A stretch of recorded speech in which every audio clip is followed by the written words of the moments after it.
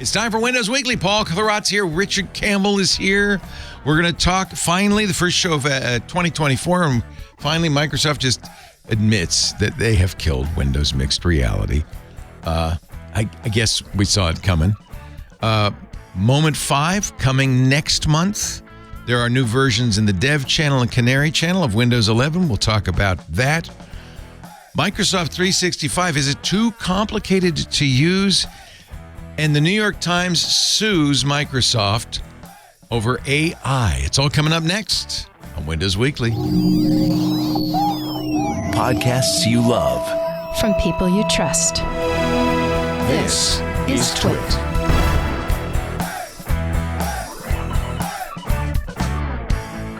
This is Windows Weekly with Paul Thurrott and Richard Campbell. Episode 862. Recorded Wednesday, January 3rd, 2024. One click to malware. This episode of Windows Weekly is brought to you by Collide. What do you call an endpoint security product that works perfectly but makes users miserable? A failure, right? The old approach to endpoint security is to lock down employee devices and roll out changes through forced restarts. But you know what? It just doesn't work. It is miserable because they've got a mountain of support tickets with IT. Employees start using their own personal devices just to get their work done, avoid the whole thing. Executives, they opt out the first time. It makes them late for a meeting. And now your security's gone to heck. You can't have a successful security implementation unless you work with end users. And that's what Collide does. Their user-first device trust solution notifies users as soon as they detect an issue on their server. It teaches them how to solve it without needing help from IT. So it offloads the IT department, gets users as part of the team to keep you secure, and has them fix the problems. And that way, untrusted devices just can't authenticate. But users don't stay blocked, right? They have a path. They can fix it, and then they can get going. Collide is designed for companies using Okta. It works with Mac OS, it works with Windows, it works with Linux, it works with all mobile devices. So if you have Okta and you're looking for a device trust solution that respects your team, visit collide.com/WW to watch a demo today. See how it works. That's KOLIDE.com/WW. It's time for Windows Weekly. Hello, dozers. Hello, winners. Here we go again in 2024. Happy New Year to our wonderful panel of Windows experts. Mr. Paul Thurrott from Thurrott.com, the author of so many fascinating books, like the Delphi 10 Bible and that kind of thing. No, on Windows, what do you call it? Field Guide to Windows 11 Field Guide, sure. Yeah. Hi, Paul. Good to see you. Hello. For a new year. Happy New Year. New year. Richard Campbell, also here from Run His Radio and .NET Rocks. He's in Madeira Park, British Columbia. Someday I'll finish that darn book on the history of .NET, but not today. He's still working Leo, you know someone, Richard, you know someone who could help you with that. Yeah, I know a few people who could help me with that. Would you actually do that, Paul? Are you that generous? Of course I would. I volunteered. I would be happy to help. Wow, that's nice. Yeah. I think that's got to be my mission this year is get the damn thing out. Get it over with. Get past it. Your resolution, as it were? Yeah. Oh, that's cool. We would all love that. My first resolution was I was going to take pictures of all my food. I did that for the first meal in the new year. And then I was real comfortable breaking that resolution. It's a terrible thing to do. Don't ever do that. So I did it once. Now I break it. Now I feel my resolution is to eat all meals. There you go. That's what I'm going to do with them. Well, that's one I don't have to. I like that's not a challenge, is it? Yeah. Bring it home. I like resolutions I can actually achieve. Yeah. Right. Tried. So here we are again with Windows Weekly. I'll tell you the big thing in my world is Microsoft has put Bing Chat on my iPhone. Your iPhone, yep. Yeah. And I like that you still call it Bing Chat. Well, what is it now? What do you call it? CoPilot. Oh, yeah, it's CoPilot. It says with CoPilot. a healthy side helping of ChatGPT 4. We're going to talk about this. Well, and I paid $20 a month for ChatGPT. So my question to you, which I know you will answer soon, is does this replace that? No, this is for people who aren't paying for it. Right. Oh, because there's no way to link your Chat GPT login or whatever. Right. I have to say, I also have made some custom GPTs. I mentioned that last year. I really love and use. So I guess it's worth it, $20 a month. All right. Okay. Yes. What's going on? First, let's talk about what's not going on. What's not going on? About 2 days before Christmas or whatever, pretty close to it, Microsoft formally revealed what we've always kind of known or long known, and that it is deprecating and getting rid of the Windows mixed reality platform, which is their VR platform. Whoa, right? That was kind of they denied that for a long time, didn't it? That they yes, they did as recently as just a few months ago. Yeah. Because it was rumored, that was what's going to happen. Yeah. Yeah. So I was, speaking of things that don't exist anymore, I was in New York at the Microsoft store a couple of years back, and I witnessed something kind of interesting. I think in fact, we might have been recording a show there, but I saw them bringing all these boxes out from the store and putting them on a truck. Oh. And the boxes were Samsung mixed reality headsets. Ooh. And I was like, wow. I was like, what's going on there? And they're like, nobody's going to buy these things. We're getting rid of them. I was like, okay. And oddly, in a weird coincidence, I just came across that photo because I've been going through my photos or whatever. And so I have the photographic evidence of it. But but that was several years ago. So they held on to this thing for a while. They have not updated the software platform in a meaningful way in roughly forever, I guess is the way I would say it. And you really have to go back to probably 2016, 2017, right around that time frame when Microsoft started doing those creator updates, remember, for Windows 10. And a big part of that was like Paint 3D, Remix 3D. They were going to do an integration with Windows Phone at one point where you were going to be able to take a 3D picture of an object and turn it into a 3D model that you could then 3D print and edit and so forth. And Windows Mixed Reality was obviously a big part of that. But yeah, it's not, it doesn't have. It's interesting because yes, the rumor is strong that Apple will announce and release the Vision Pro headset end of this month, early next month. Like we're weeks away from that. Apple having put probably close to $100 billion into it over 10 years, and has making a device that's going to cost $3,500 is all in on their mixed reality. Do you think that Microsoft is giving up because Apple's getting in? No, I think they're giving up because Meta, for whatever reason, has decided this is a big deal for them, and they have this series of MetaQuest devices, and they partner with Microsoft on the productivity stuff. So you see Microsoft Office. That was a recent announcement. This is such a polite version of the explanation. It's like, well, Zuck's spent $10 billion. We don't want to spend $10 billion, so let's go use his $10 billion.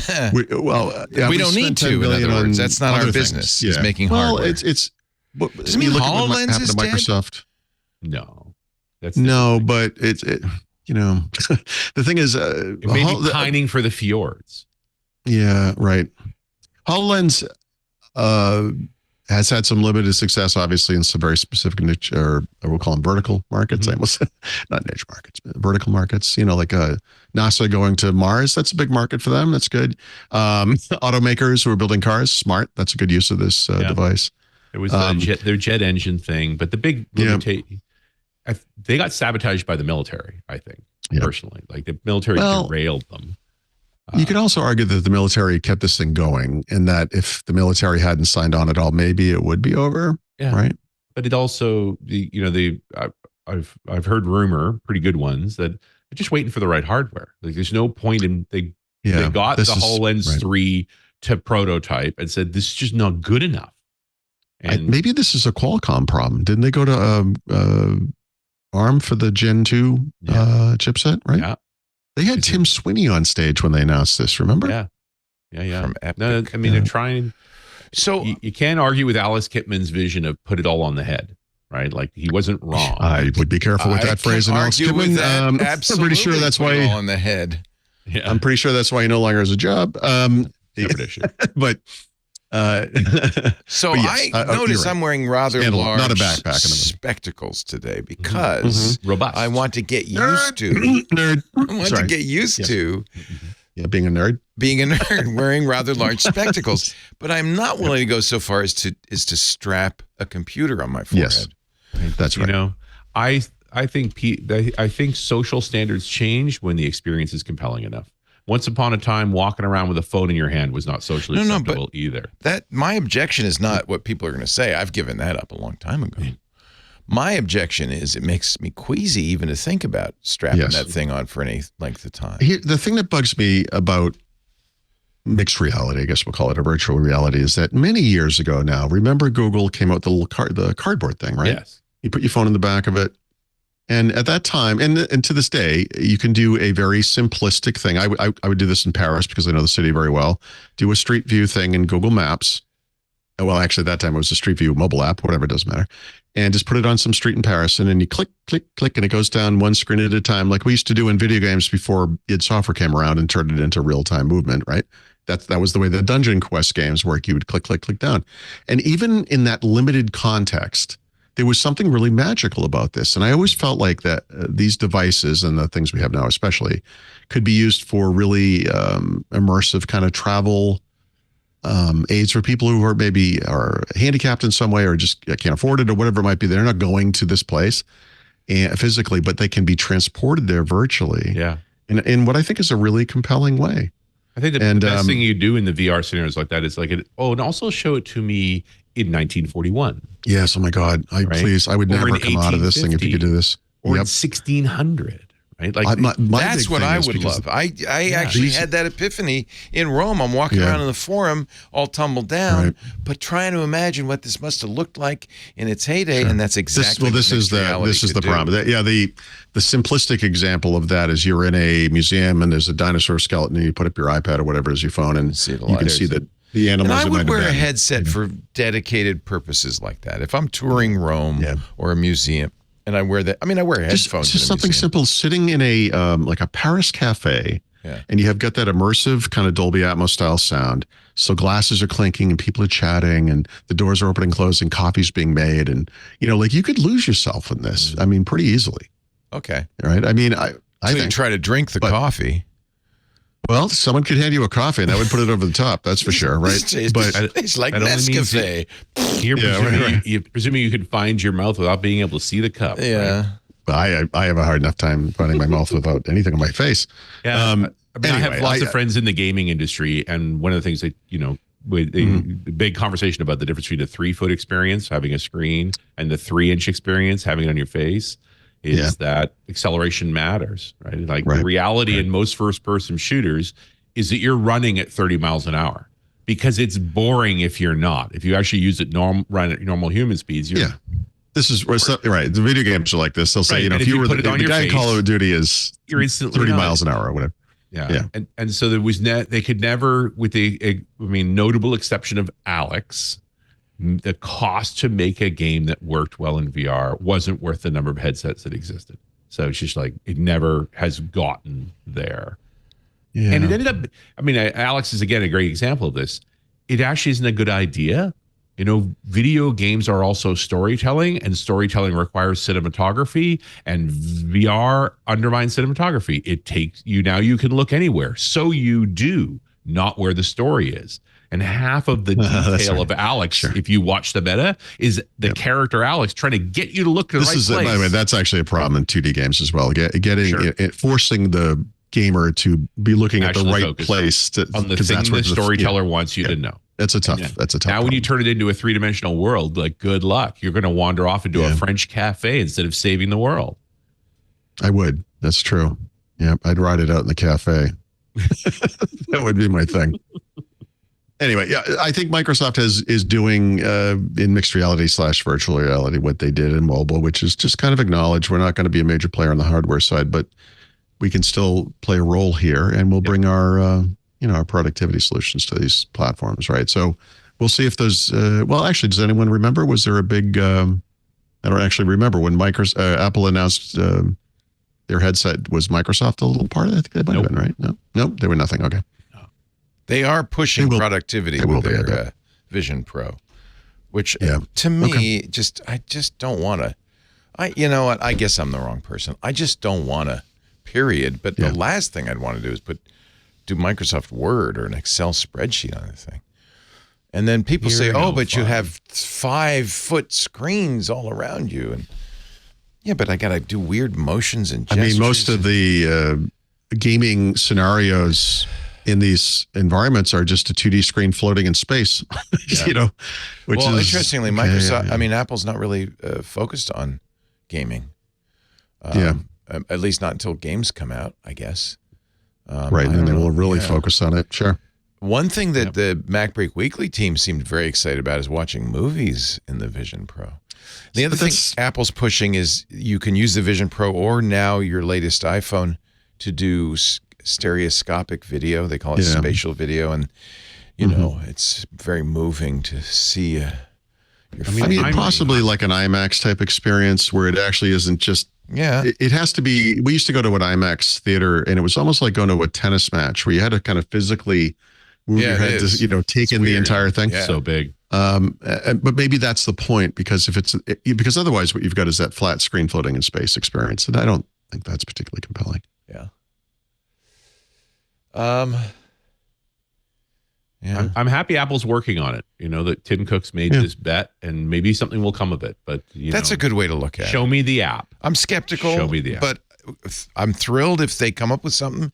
And if someday I can wear these nerd glasses and I get a heads-up display on them, there you go. That'd be cool. I'd be happy about that. See that. You'll when never you start see Lucy remembering pulling away that everybody's ball. name, Leo, then we'll know you have it. Right? Yeah. Right. Because it's perfect. Somebody like me, I have terrible face recognition. I do too.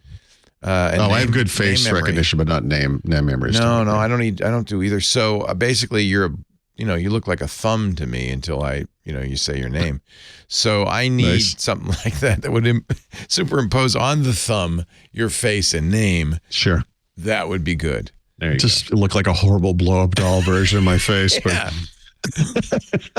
No, I could think, and you know what? The Meta glasses from Ray-Ban are actually more svelte than what I'm wearing.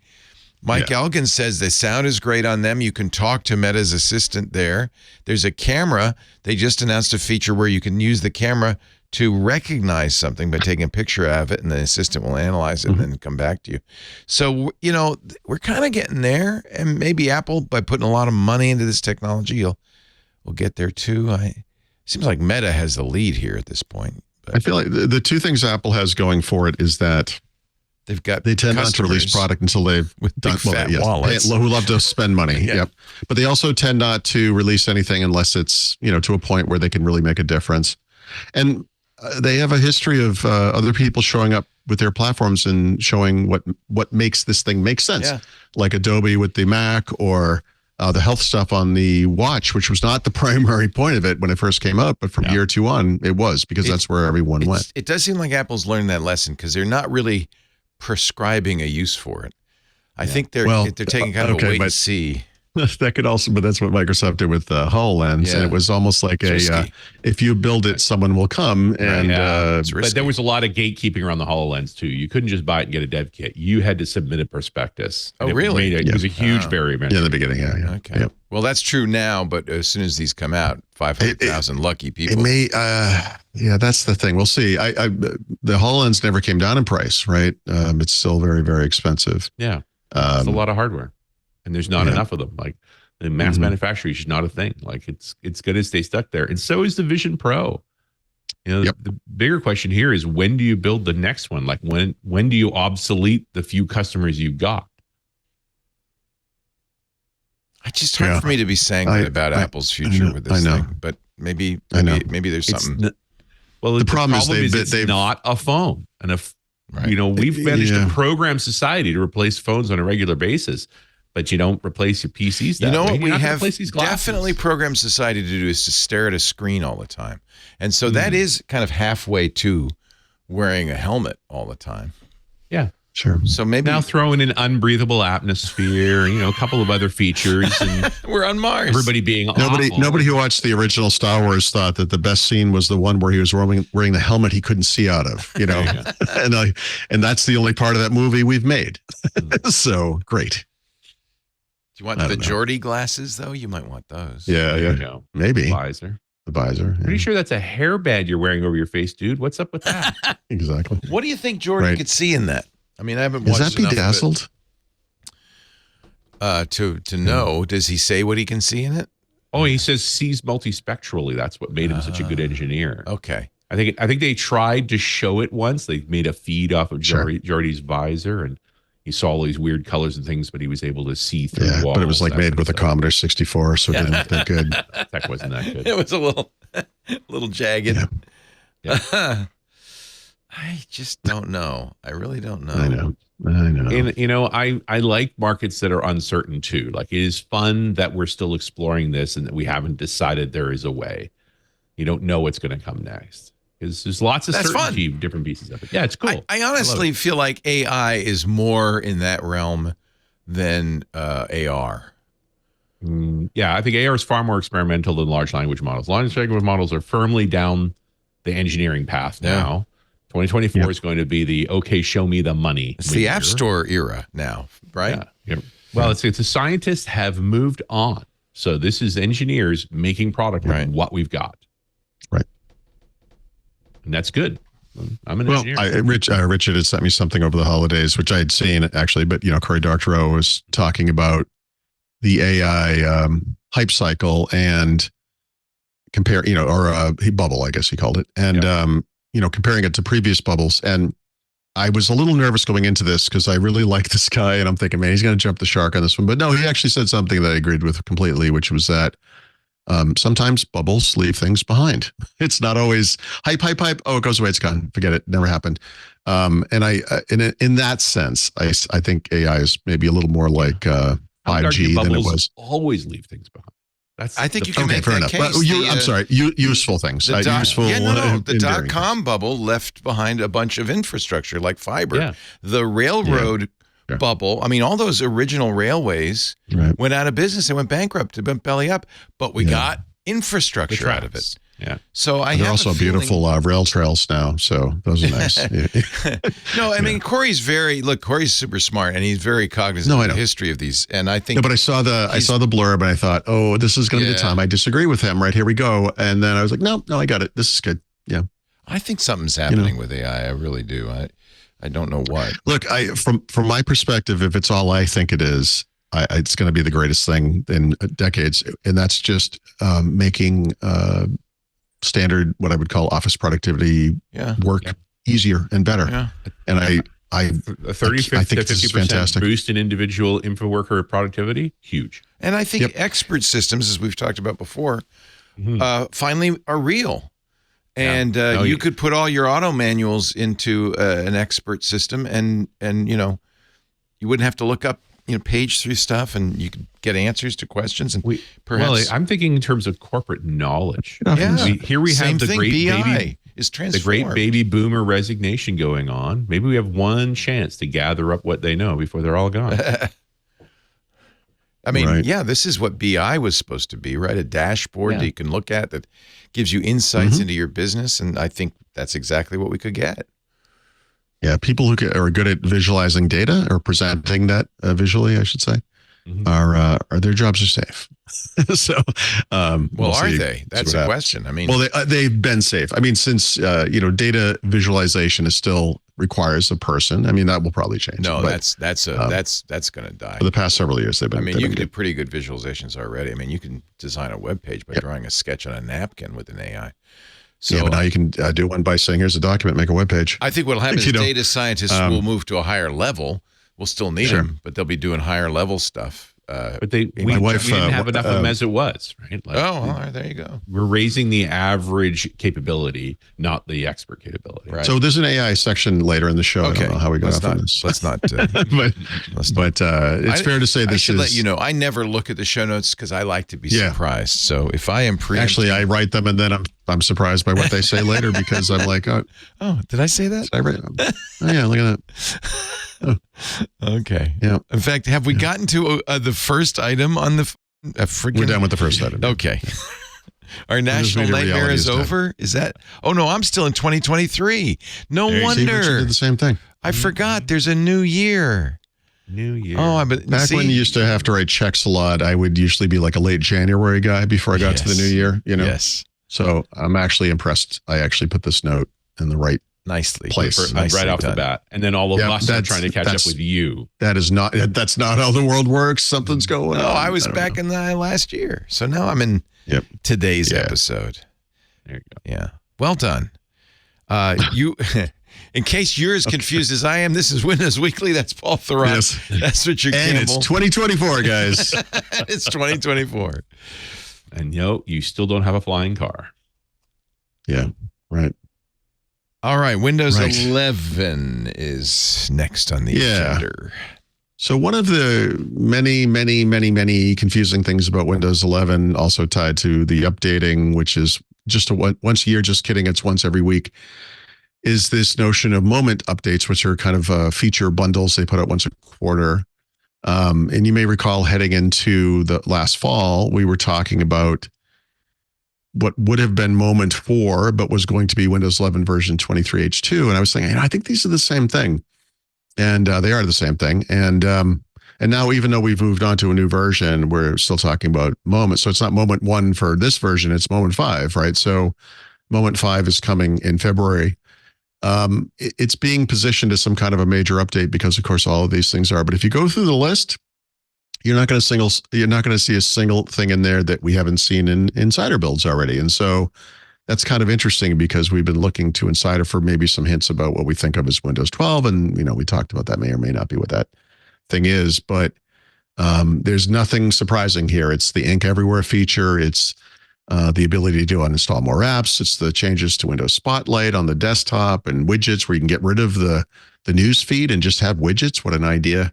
Alt-tab to CoPilot, the Windows 365 improvements, et cetera. So there is not a single item in this list, which is slated for February, at Moment 5, that is new or in any way interesting in the sense that it's like, I didn't know that was happening. Like, this is all just very, in fact, when we get to the Insider Program stuff, that because some builds just dropped today, these builds include some of these features, right? Because of course they do.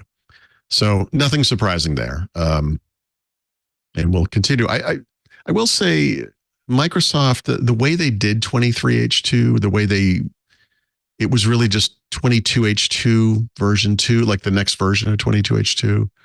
The way that Moment 5 is part of this round does suggest that whatever happens, whether they call this thing Windows 12 or not, it is going to be kind of a big break, I think. I think they're coasting right now with this. I don't think they want to screw with this thing until they figure out, what that next thing is. And it may just, they might just go with Windows 11 because that's going to be the best branding thing to do. But I do think it's going to be a little bit of a departure. But right now we're just kind of coasting. So anyway, Moment 5, we had 2 good months. Enjoy those before they start screwing around with Windows again, right? So we'll see. We'll see what things look like. But what is the 3rd? So next Tuesday is Patch Tuesday. So 2 weeks from Tuesday is the first preview update, assuming they stick to schedule, which is a stupid assumption, Paul. Why did I even say that? But anyway,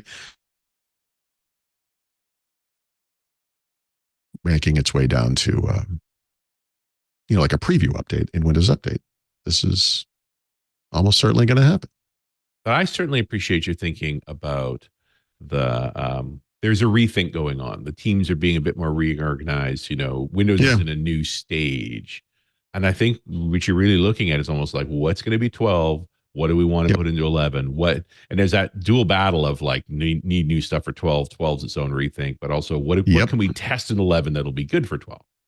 There's some interesting public indications too. The guy who runs Windows now has been out on Twitter saying, hey, what do you think about the start menu? Like, do we rethink this a little bit? What do you think about the taskbar? Like what, he's starting to kind of just publicly be like, just throwing some ideas out there, which I think is also very interesting. And I think that whatever might come out of this kind of discussion is getting a feel for the room or whatever.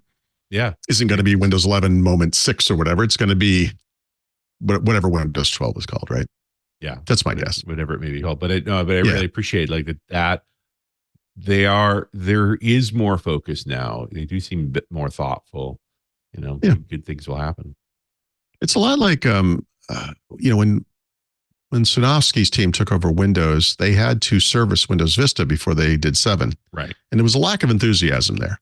Oh, yes. But but they had to, right? So you have to put out this service pack. You have to fix the problems, and begrudgingly or whatever, they did it. And I kind of view what's happening right now in Windows 11 as being similar to that, without the maliciousness. But the idea is it's kind of a new group, and at least certainly new leadership, and they have a different kind of take on how things are. So it's nice to see them kind of being public and discussing that stuff. So we'll see. We'll see. I just like their idea that there's a face for Windows again. Yeah, face you don't want to punch me. Yeah, yeah. Yep. Who is the face for Windows?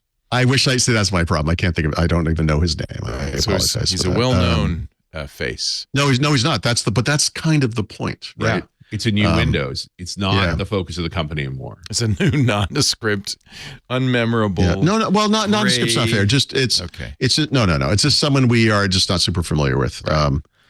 Like when Terry Myerson took over Windows, I knew him because he was Windows Phone, but Windows Phone was not ever a huge deal. I mean, I think to the outside world, it's like, who is this guy? This happens from time to time. For a long time, I just felt like, did he lose a bet? Like he drew the short straws. Like you got mobile, now you got Windows. Like they're really going to drop all the stuff on you.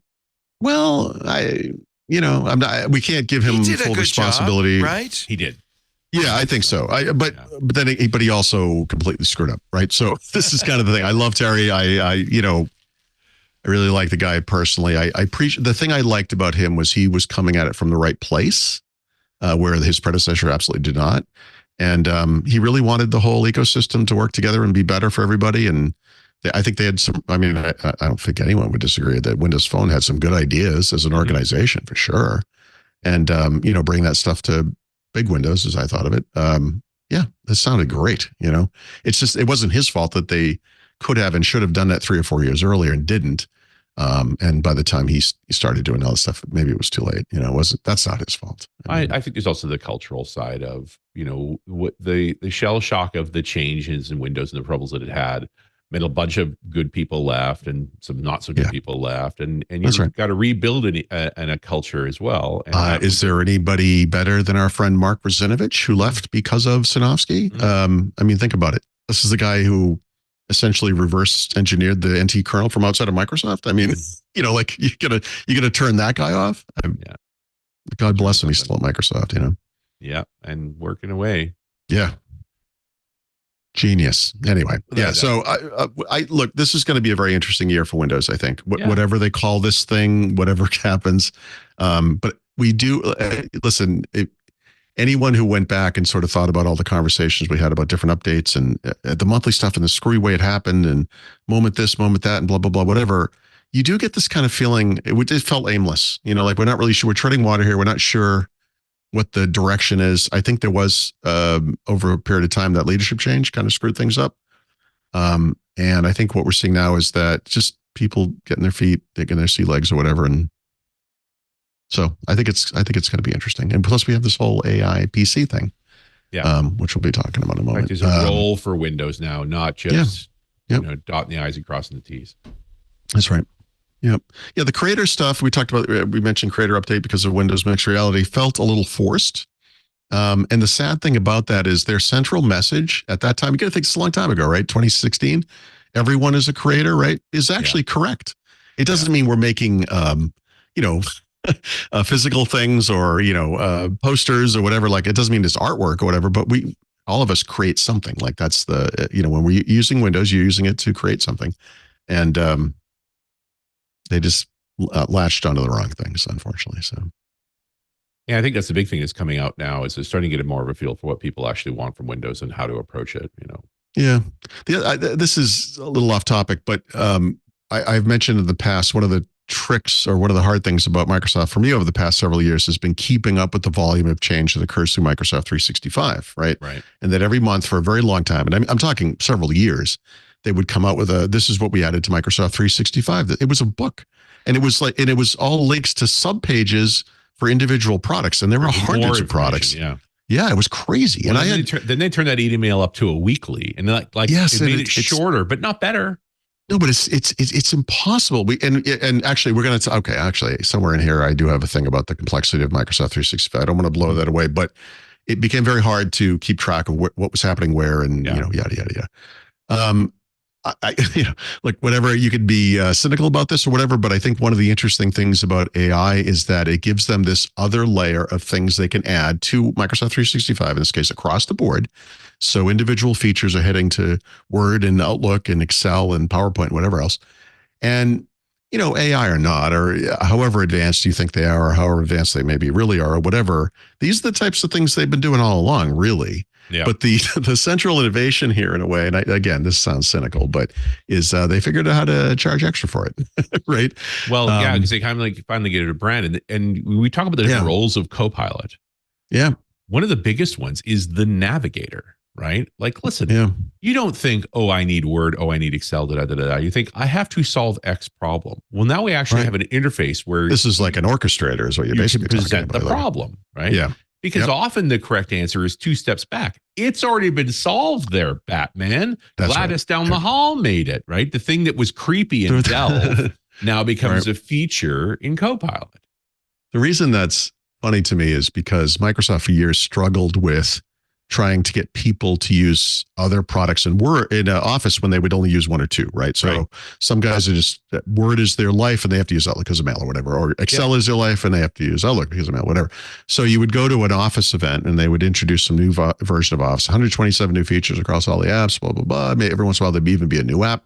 But then they would invent this scenario where a person would have to use every single tool to accomplish some task. The greatest demo of all time. It was the biggest forced nonsense. It was always ridiculous, right? No. I have worked with the people making those demos where it's like, they must. This is too much. Just like, leave me alone. I have to do this.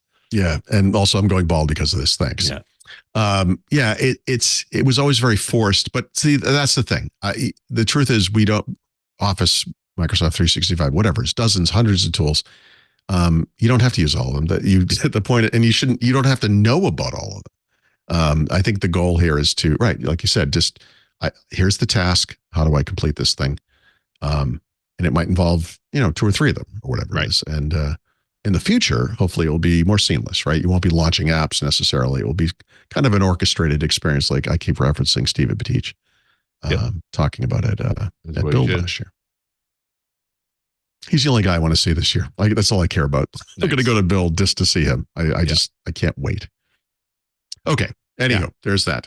No, I love it. And you've jumped across several units here. I did. I know. We're going to come back to some of this. I apologize for that. So getting back to Windows, sometime over the break, I think right before Christmas, Microsoft quietly re-released their installation media for 23H2.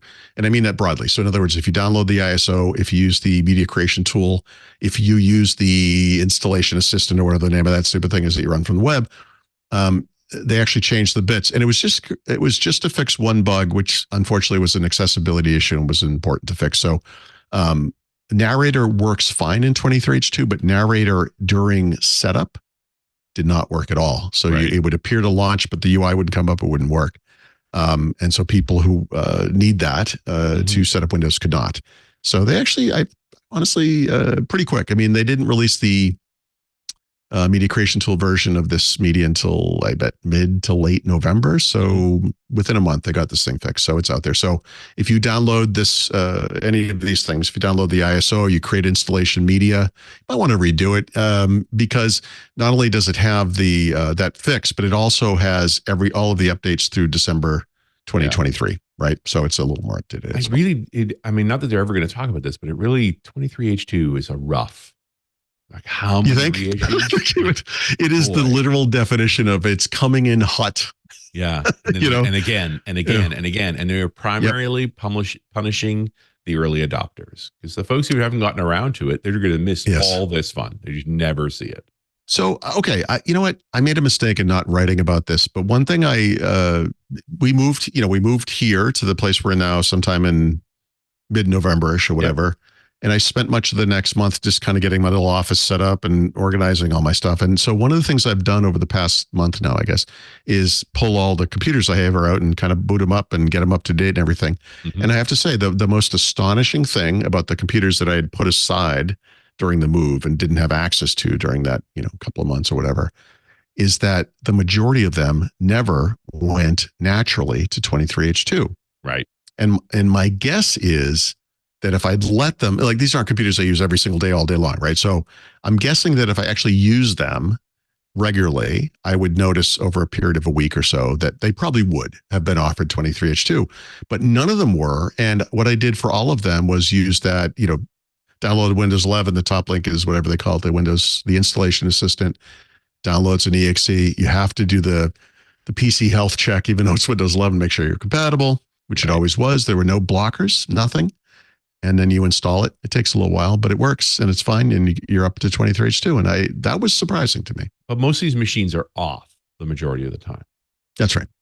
So, and yeah, they literally were off. Yeah. We speak to the call home effect, right? Like how much of the deciding for an update is based on the frequency of call home? Well, more than I would have expected, because in each case, I went into Windows Update, and if that switch wasn't switched, I switched on the get updates as soon as possible. Right? You run all the updates. You go into the software maker's Vantage or HP software updater or whatever it's called, and make sure everything drivers are updated, everything, whatever. I updated all the apps. So Edge is something you have to update. Edge is like if Edge isn't on the most recent version at some time, you don't get CoPilot even if you're on 23. There's all these weird little And then what if it's just that chain? I wonder if there's a bug somewhere in that sequence of events, because it also has to do that assessment of when's the best time to update automatically. So it may need a certain amount of uptime to know that. Yes. And so there is this notion that 23H2 was actually on all the computers. It just wasn't enabled. So I didn't get that enablement package, right? You get a 22H2 version of every update, right? So you're getting all the same updates. On one or maybe two of them, I did notice that it's like a Windows configuration update goes to Windows Update, and then you reboot, and then you get it, right? But I just I don't want to misspeak. I wish I should have kept track of this. I just didn't expect this. But as many as I would say 8 computers, I had to manually upgrade to 23H2. And I would think any machine that's routinely off, that doesn't have that call-in time and that monitoring of usage time, is the one that ends up you have to force it. Yep. Yeah. So people have asked me this. Even by my standards, you have an anomalous number of machines. I do. Well, how many total do you have, Paul? I don't. Can you count them? I'm not. Yeah, of course I count them. It's not. He's got toes. Many. Many. There's over 20 of them. But you have to remember, I have a problem, and also I have to. I test configure for the book, especially. Like one thing I've spent the past 2 weeks plus working. You're going to see some of this later. Some like securing Microsoft accounts and passkeys and all this kind of technical. How do these things occur? You have to approach this from multiple angles, different accounts, different types of configurations. I don't know. I have to test and test and test and test. So anyway, my primary workstation's at 10. Are you schlepping these around with you from place to place? No, they're all over the condo or whatever you want to call it. Do you have a long table with 20 like machines a caddy? on it? Yeah. No, I used to do something like that a little bit, but no, that's not particularly efficient. So this is something Richard probably knows a lot about. I had to sort of look into this, but Microsoft, sideloading, right? Which is not the way I would have thought of this. But if you look back at the history of the Microsoft Store, which used to be called the Windows Store in Windows 8, and the point behind it in the beginning was this was going to be how Microsoft and third parties distributed these new modern mobile apps we're going to run on Windows, right? These apps that could go to sleep in the background and were really efficient and all that kind of stuff. So they had different names over the years that became UWP, but that never worked. That Microsoft did a lot of work, remember, with bridges to help people bring code bases to the store. Yeah. And eventually they just said, look, we're going to have to package any kind of app in such a manner that it can be put in the store. And so desktop apps started appearing, web apps, whatever. That also didn't actually work out all that great. And so Microsoft has allowed, I don't remember when they started doing this, but they've been allowing developers to use that MSIX packaging, as we call it, or the package format, and deploy those apps from the web, right? And because of some of the protections built into this platform, the idea was it would deliver some of the promises of the store with regards to trust and security, even though you're getting it out in the wild or whatever, and you are sideloading it, right? Which is actually how they did describe it. Mm-hmm. Turns out this is completely unsafe. And so unfortunately, there was a good reason for the store to exist. Still is. Yeah. There were many good reasons, actually. And so Microsoft had to turn off the protocol that enables someone to double click on an exe from a web browser and install it directly from the internet. Right. The good news. I'm sorry. I mean, you're exactly right. Like it's what we had in the MSIX protocol was one click to malware.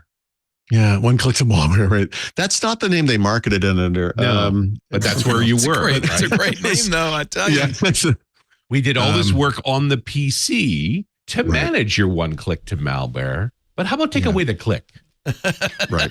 Take away the click. Make it even easier. Yeah, so the good news is you can still click on that thing. It will download now. And then you have to run the installation locally. Yeah, and the now idea UAC then is that kicks in and all the other protections, Defender and whatever else you might. All those things you click OK on to make go away. Yeah, those things you ignore, you click those, and it's fine. So I mean, look, there's no version of the future where downloading an exe from the web is not going to be slightly risky, right? I mean, so how about hopefully? No? Yeah, I know. Do it. I know. I appreciate they tried. It was only Apple that ever made the safety promise in their store. And even they couldn't really keep it. Well, I mean, that was the promise of the Microsoft store, the Windows store at the time was, it's a source you trust, the source that puts malware in Windows today. But show me the budget for the people who are actually evaluating the software in a meaningful way. Right. That was always the thing. Like, what's the oversight like here actually? And it's college interns part-time.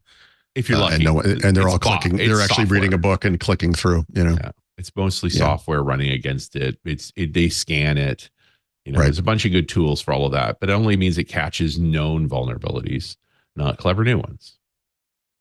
Well, yes, but Defender, et cetera, they do have this kind of, this is probably not the right term. I think they call it like a heuristic kind of a reputation plus behavior derives a score. And maybe it says, hey, hold on a second, this might be suspicious. You always get down to two problems. There's only two solutions, both of which are bad. You ask the user. They're not qualified for an opinion. Yep. They'll just press what they need to make it go away, continue what doing. Or you block it, which means you annoy a certain number of people who believe they're doing the right thing. I really want to see that picture of Anna Kournikova. Like, let me do it. Nice. So I have two app picks later in the show, at least one of them. And if I'm not mistaken, both of them actually throw up a smart screen. We don't trust this place because we don't know enough about it. Mm-hmm. You're back to, but I recommend both of them, so I don't know what to tell you.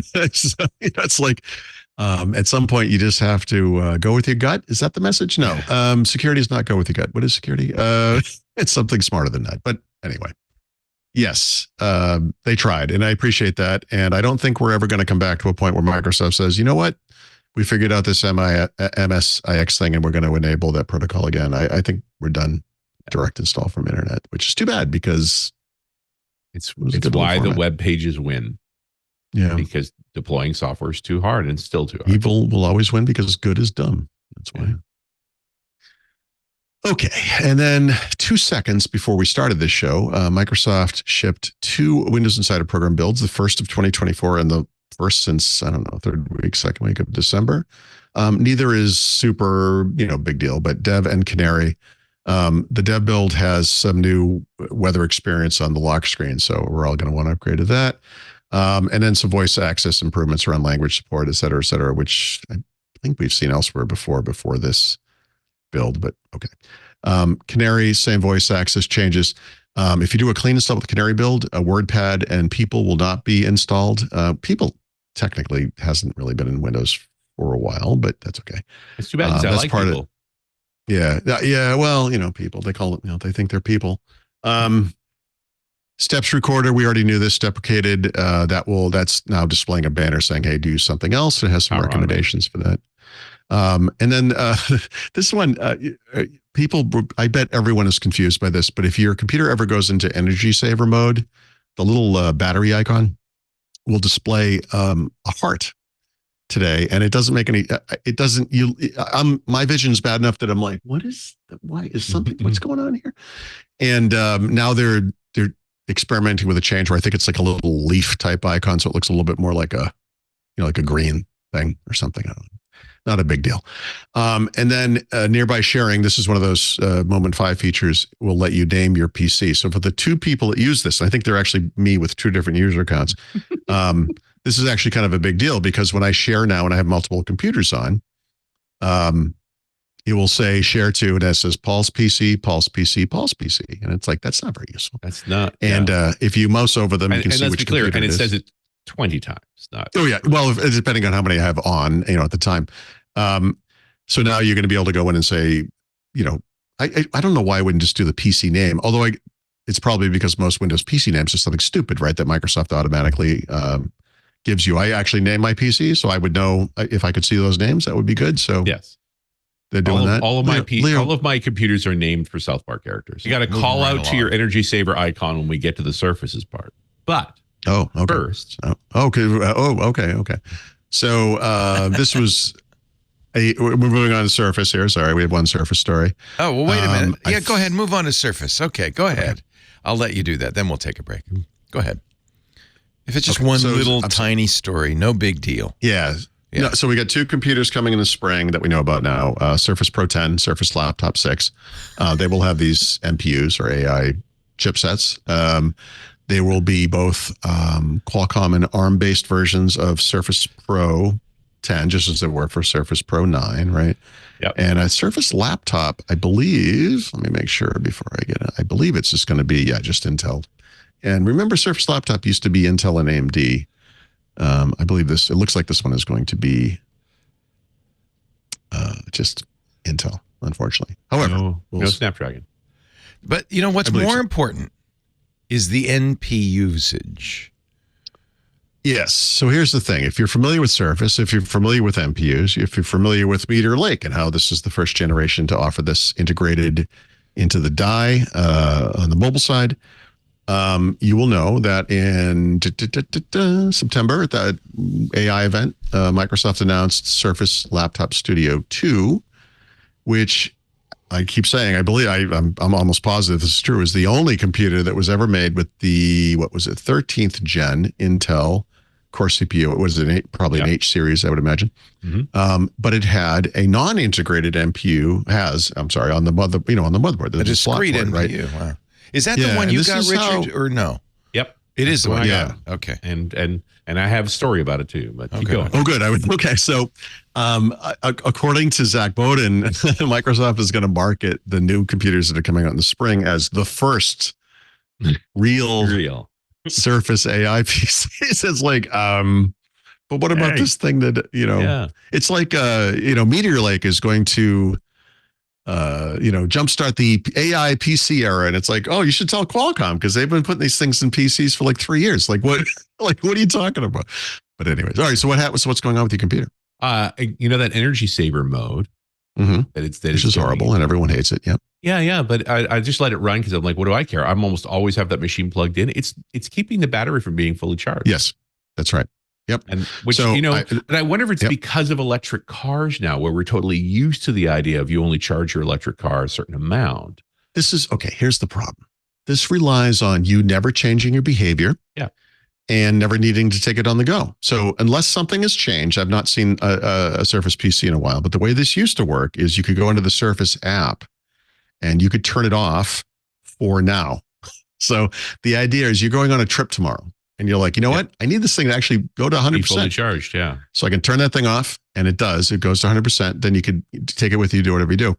But next time you use it or whatever, that thing turns back on. Like at the time, now this may have changed, but when I was using Surface PCs, you couldn't make it just don't do this, So maybe that's changed. I don't know if you know.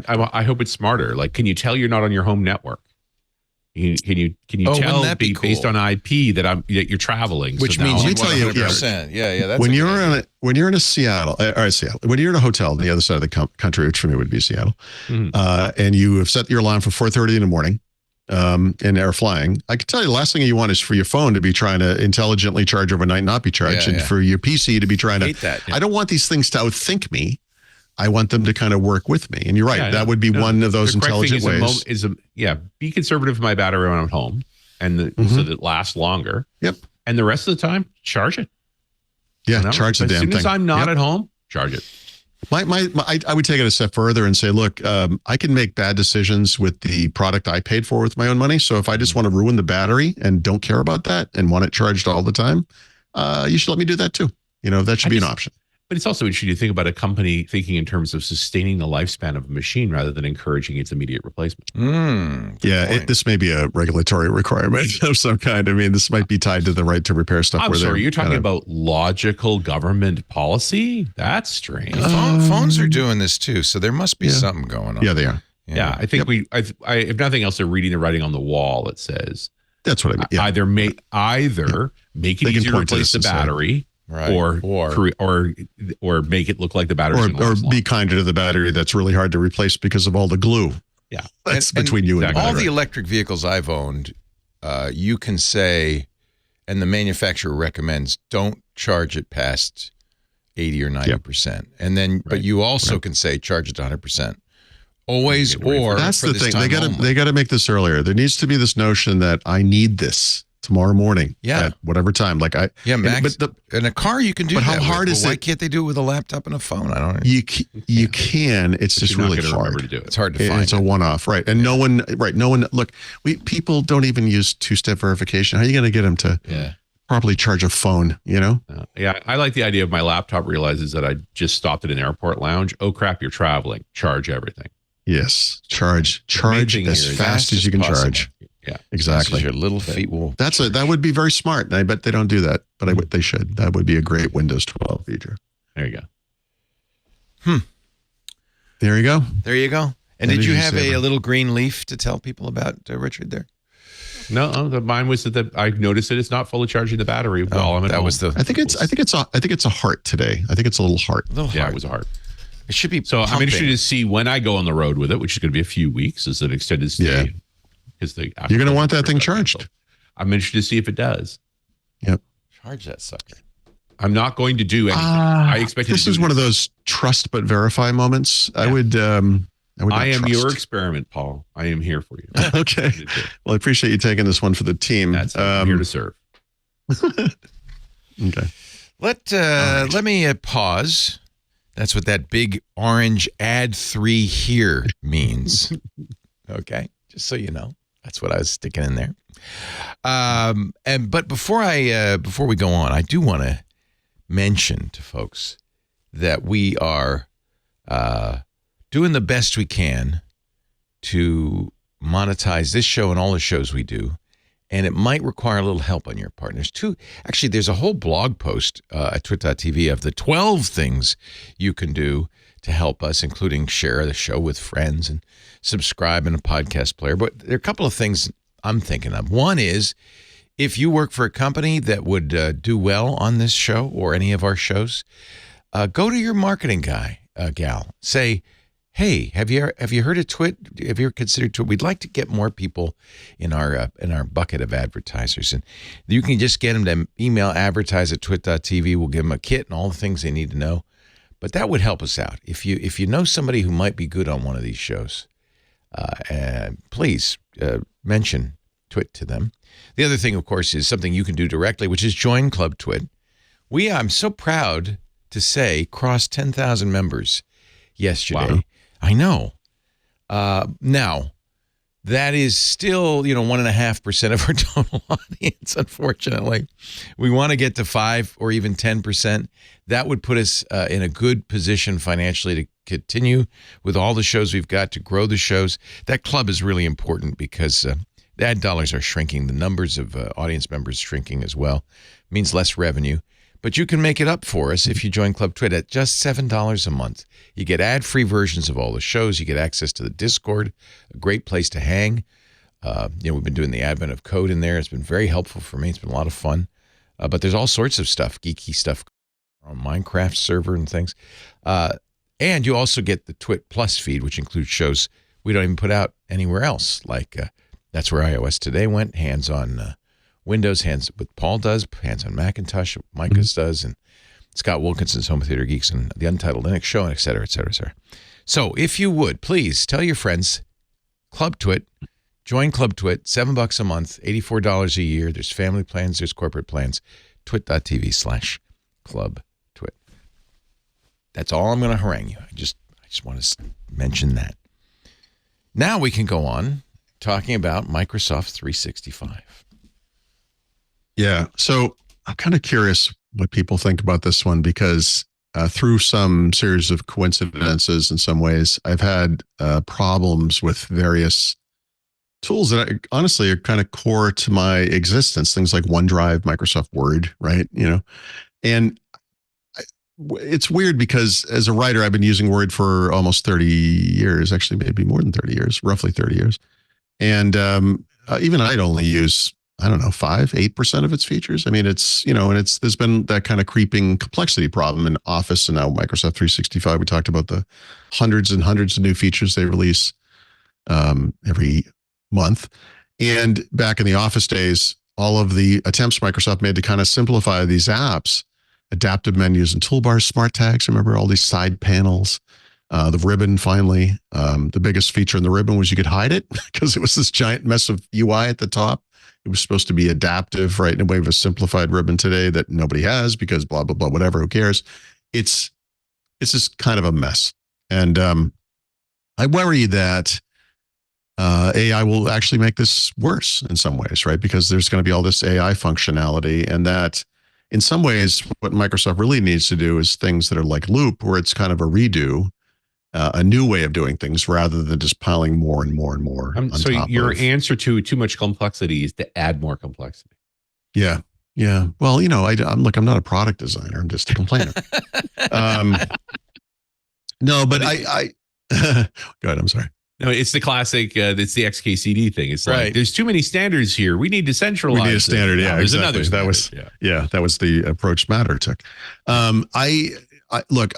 We mentioned this. It's funny. We've blown through a couple of these things earlier, but Stevie Battish and this notion of orchestration and that how apps are going to look very different. And today, and Microsoft before we were ready for this, tried to do this document-based thing in Windows 95. Remember, you don't think like, okay, I need to do this, so I'm going to run this app. You think I need to do this, so you click on an icon to do that, and maybe it runs that app. Windows Phone did the same thing, right? Not I need to share a photo with someone online, so I need to use what's the name of that app again? It's like I just go into this Photos hub, and whatever services I have configured, I can share photos that way, right? These were always good ideas, but I guess the theory now is that AI will finally make this dream kind of a reality, and I guess I'm arguing it can't happen fast enough because I need the things that I used to do two things, be simple and actually work, and I got to tell you, some of the Microsoft stuff that I've been relying on for a long time no longer falls into that category. Well, it's super common in software to say the simple stuff doesn't work and the stuff that does work isn't simple. Right. Yeah. So I don't know. I don't have a solution here, but I've certainly noticed the problem. I also will point out sort of the irony / hypocrisy of complaining about Windows 11 when the goal there was to make it simpler, and we were all freaking out because you took away the feature I wanted, right? Well, and that's the other side of that coin, which is, okay, we tried and you complained about that. So what is it? What are you looking for exactly? Well, I'm looking for what you're not doing. Nobody needs every feature. They always need their feature. And that's the one you removed. But even like for something like writing, because that's the thing I would focus on, obviously. I mean, what are we talking about here? A couple of heading styles, italics, bold, hyperlinks. I think I'm almost done. Like there's not much else I need, right? I would like good grammar and spell checking. You're not the only one, Paul. It's just you. But I don't think it is. I will tell you, I write documents in Word of whatever length. I mean, they could be 300 words. It could be 3,000. On Friday, I write one that's often 6,000 or 7,000 words. And Word has completely spell and grammar checked this thing, and I pasted it into the web. Grammarly looks at it, and it finds 25 different errors that Word never saw. And yikes! And they're ones you agree with. Yeah. As a writer, I mean, that's the other thing. The problem with AI, right? You have to be the actual pilot and say, yep, that is a problem, or no, that's not a problem. And Word is actually really bad at that. And as far as I'm concerned, that's kind of a core feature, right? That's Microsoft turned that capability into something called the Microsoft Editor. You can download this crap and put it in your web browser if you want. Strongly recommend no one does that. It's terrible. And you can always tell when the Microsoft guys use it for their own blog posts because it contains spelling and grammar problems that their stupid thing didn't catch. So I don't know.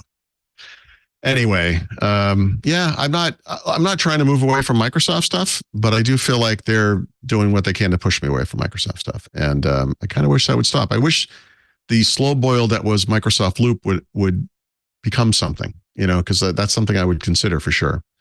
Yeah. The problem here is that a product team's able to manage a product and to make as best product they can. As soon as they have to work in the ecosystem, they run into a whole bunch of giant monsters, that have a lot more political clout than they do, that have a lot more experience than they do, and trying to work through that ecosystem is really hard.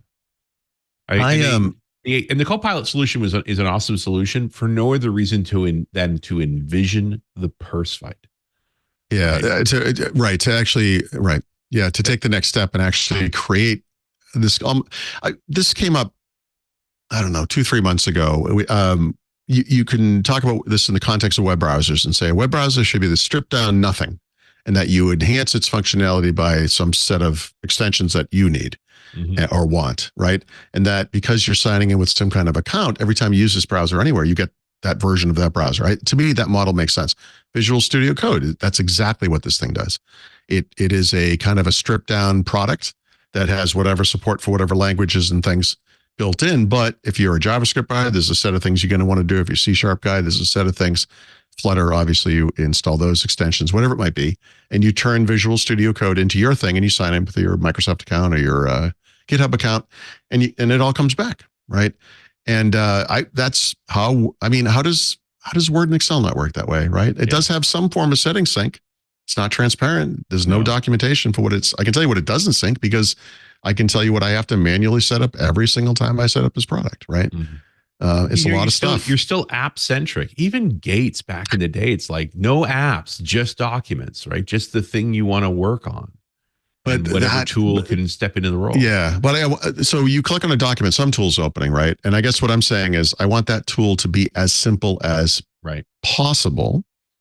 Minimalist, however you want to say it. And I also, people don't think this way. I have to think this way because most of what I write goes to a very specific thing, which is WordPress with a specific configuration. And I can't just copy paste from Google Docs or, whatever it's called, LibreOffice or, pick your app. It doesn't matter. It doesn't work. What gets pasted into that thing is garbage. The code is garbage. And if we ever change our theme, everything will be misaligned and it will all change and look terrible. And Word, for all of its faults, is the only thing I know of out of the box that actually just pastes right into Word because they, of course they support that, right? So it's kind of a problem. Like I need OneNote I would have used for writing, but OneNote could not paste into WordPress. Same thing. I should probably look this up. Loop, maybe they won't either. I don't know. I actually don't know that one. Pace is a hard problem too, right? It is a problem. Yeah, it's a hard problem. Take it for granted. It's just going to happen. Yep. Come on. Is it really that hard? I mean, you're talking about an interface to every piece of software, a format for each object that gets moved. Like here's an idea. Harder problem than you think of. We take it for granted. DocX, the Word document format, is an open standard. It's basically just an XML description inside of a zip file or something. It's really not that complicated. It is open for anyone to implement. So Google Docs should be able to create perfect Word documents. It should be able to paste perfect too. Like, I don't understand. Like, I should be able to not change my document format, but use any tool I want. I also should be able to strip down Word to just the 8 things in the toolbar that I want and say, save this. And that's my Word. And that's not how Word works. Yeah. No, not at all. It's too bad. Well, and you shouldn't have to do that. It should be doing that. Why am I showing you things you don't use? Right. There was, I don't know what happened to it, but last year, I think you still have to do this. If you signed into the Insider program in Word or whatever app you use, you would get they don't call it this anymore, but the simplified ribbon, which I think they're now calling a personalized toolbar. So you had to be in the Insider program. I think you still do. You had to use the product for some number of days. And then one day it would say, hey, we made you a personalized toolbar. And it was supposedly based on whatever you use. So it would show you the stuff that you use the most. I'm not positive, but I don't think it ever showed me anything other than what it always showed me. It was always the same exact toolbar. And by the way, why couldn't I just click a button and say, use the simple one? That's that was never a thing. And to my knowledge, that thing has never been rolled out to stable. I don't think. You want the whole word, but it just doesn't show. Like, you don't care how big that app actually is. You don't care. Couldn't care less. Yep. Just that your features appear. This is like, right, exactly. There are people who are like, man, I just wish they would let me install only the apps I want. And I'm like, why? So you can save $14K and not have 3 icons in the start menu? Who cares?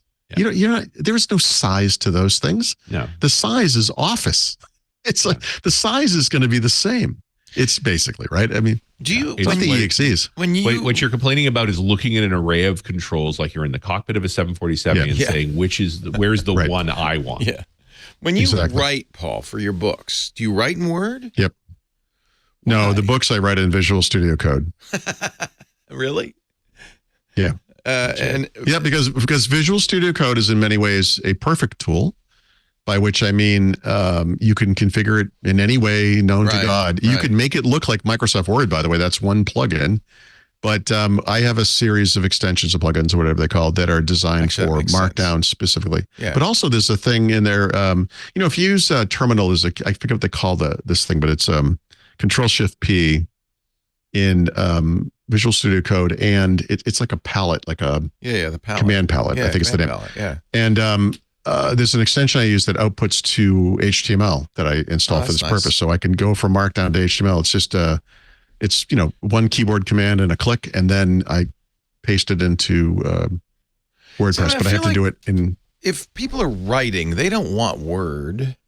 They may end up wanting to end in Word, like for your publisher or whatever. But you want to write in something that's simple.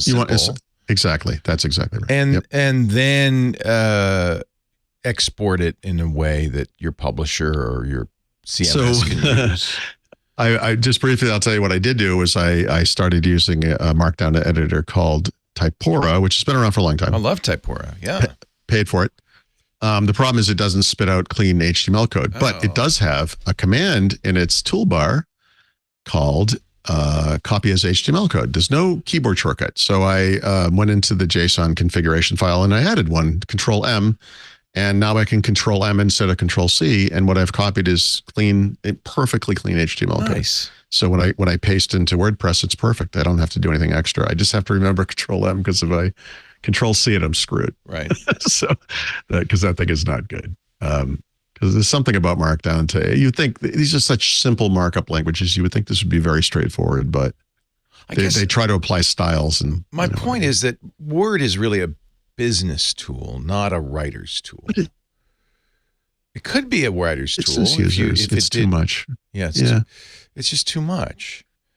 It's not that Word is successful as an app. It's that the Word document format is successful. Yeah. Publishers expect it. Everything works with it, right? That's the thing. And Google Docs for years has supported DocX and Doc to some point, to some degree, whatever it might be. You can save in that format if that's what you want. Are those things perfect on the other end, like at the output? Probably not, right? Probably not. It depends, I'm sure, on what you're using, what features you're using. But I don't mind the power of the app being there. I just don't want to. I don't want to see it. I just don't want it in my face. Yeah. And then there's annoyances too. VS Code is great because it is powerful. Yeah. It can do anything as long as you have an extension for it. Yeah.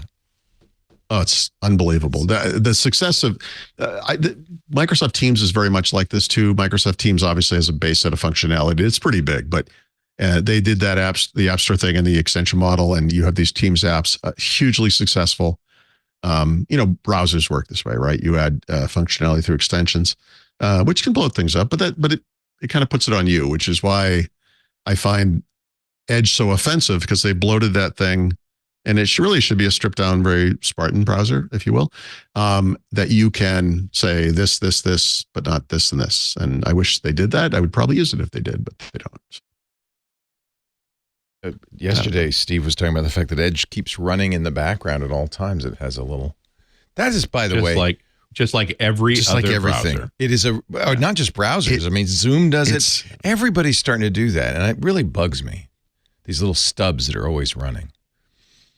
So it's funny you say that. I see more of that now than I used to. So for example, Notion now has one of those things. It didn't before. And I've been using, I find these little tray icons. They justify I find it offensive. Yeah, it's offensive. It's using CPUs, it's using memory, and they justify it by saying, yeah, but now it launches really fast, or it's it's always available in the background.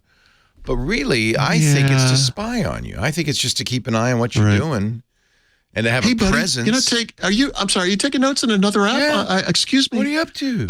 I'm right here. Just thought we were friends. But it's become a really pernicious trend in software. It's, by the way, the same thing on Mac. It's everywhere. It's funny. This has been This has been an issue for years and years and years. But I have actually noticed that with a couple of apps, just literally in the past month or so. Worse. Like Notion is one of those. Like all of a sudden, there's a Notion. What's that thing doing there? Yeah, I don't like it. Yeah, I don't like that. What do you? You kind of want to snap. Show me all communications between this and within. This here's an idea. You can Task Manager obviously has a startup apps interface. There's a more modern version of it in Settings app, but honestly, they do exactly the same thing. has a good one with Process Explorer. I mean, there's some good tools out there. And you can go in and you can say yes, no, whatever, and that's fine. But I would also like a little lock button where I say this doesn't change. Never start this. And if somebody tries to put something in there, let me know. And I'll tell them yes or no, right? I mean, but that's not a thing. That's not a feature in Windows. Should be. No, your participation install ends on clicking. But it puts the onus on you as the user. Malware deploys. Yeah. Right. But you have to go and look sometimes, and you might be surprised. What's in there. This is part of your tips and picks this week, right? Is like doing a little housekeeping. This is more housekeeping you could be doing. Right, exactly. Remember, the promise of the paperless office or whatever that computers were going to fix everything for us is not materialized. Oh, come on. Computers have fixed everything. We have to have real jobs. Can you imagine? Anyway, we can dream. Anyhow, there you go. Maybe we should all just start using Visual Studio Code. Maybe Microsoft should make a Word plugin for Visual Studio Code and just leave it at that. There probably already is one, by the way. Yeah. So it's logical to wonder why I don't just use Visual Studio Code to write everything, right? And the issue there is that I actually write in code when I write in that product. And you can have an optional side pane that shows you the rich view. Typora works like Word. It's the rich text view. It's like what you see is what you get. Still have to deal with code from time to time, which is fine because Markdown is simple and I know it really well now. So it's the way to go. And it's one of those things where once you build the reflex muscles, it's very compelling. And Markdown ain't going anywhere. There's an awful lot of stuff out there that depends on Markdown. It's a good skill to have. Yeah. Yep. Yeah. No, it's I love it. I love Markdown. You want to talk about the New York Times? I do. I love them so much. So I hate the New York Times. However, as a content creator, I have to say, every day. I do read the paper. I should say I read it. I also read the Washington Post every day. I'm aware of the papers you love to hate. You got to have them. Yeah. I don't mind the Washington Post usually, although they're tech guys. I have. Don't read the tech section away. Post. I know. Yes, I shouldn't even bother. But the New York Times broadly makes me insane every day. But okay, whatever. Whatever you think of the New York Times, they do generate it. Just play Wordle and move on. Sure. And even they screwed that up. Okay, whatever. I'm sorry. Anyway, the point is, don't get me started. If they ruin the Wirecutter, I'm going to murder somebody. But the point is, anyway, I love Wirecutter. I pay for that separately. Let me tell you my biggest gripe with the New York Times. This is what the New York Times does. I pay for this thing. I also pay for the Wirecutter, right? So that whatever that costs, whatever that subscription costs, if you want to play their games, it's a cost effective. They have the cooking. But you can buy one thing that gives you everything, right? Don't you? Yes, you can. And every single time I log into the web, I get a full page ad that says, "Hey, we know you're a subscriber, but you should subscribe to everything." You know what? Screw you. That's offensive. That's crazy. You have ads and you're trying to upsell me from the thing I'm already paying for? No. I hate them so much. Anyway, the New York Times has sued Microsoft and OpenAI, which I think is beautiful, for copyright infringement. The idea is that they have basically can demonstrate very easily that they have trained OpenAI, ChatGPT, on New York Times copyrighted. You know what else? You know who else is trained on New York Times content? Me. Nice. In fact, we do exactly what OpenAI does with all of our shows, which is read the stories and then talk about them. Oh. That are you going to criminalize ingesting content? Well, so what you're just yes. So you mean if a machine does it, it's different than if a human does it? No. I think the argument here is that the argument, actually, I don't think Microsoft and or OpenAI have made the argument, because these companies talk privately trying to settle this, right?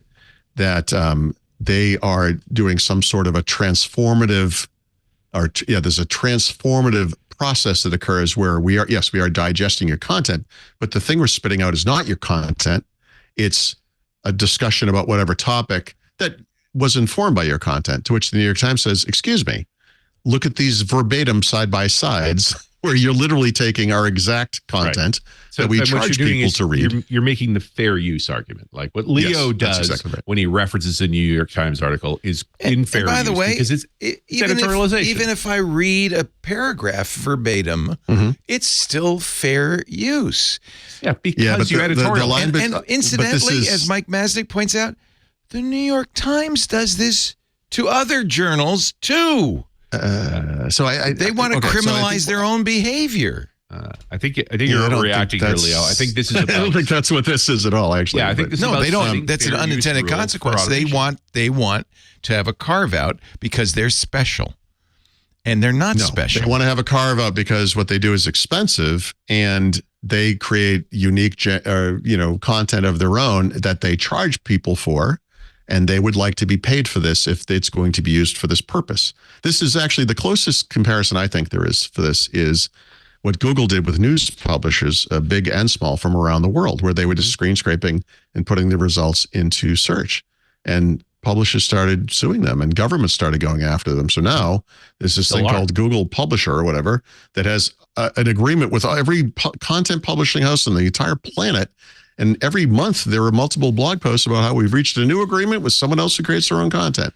What the Times want is that to happen, which I think is perfectly, as a content creator, I think is perfectly Let me read reasonable. this paragraph from Mike Masnick at TechDirt.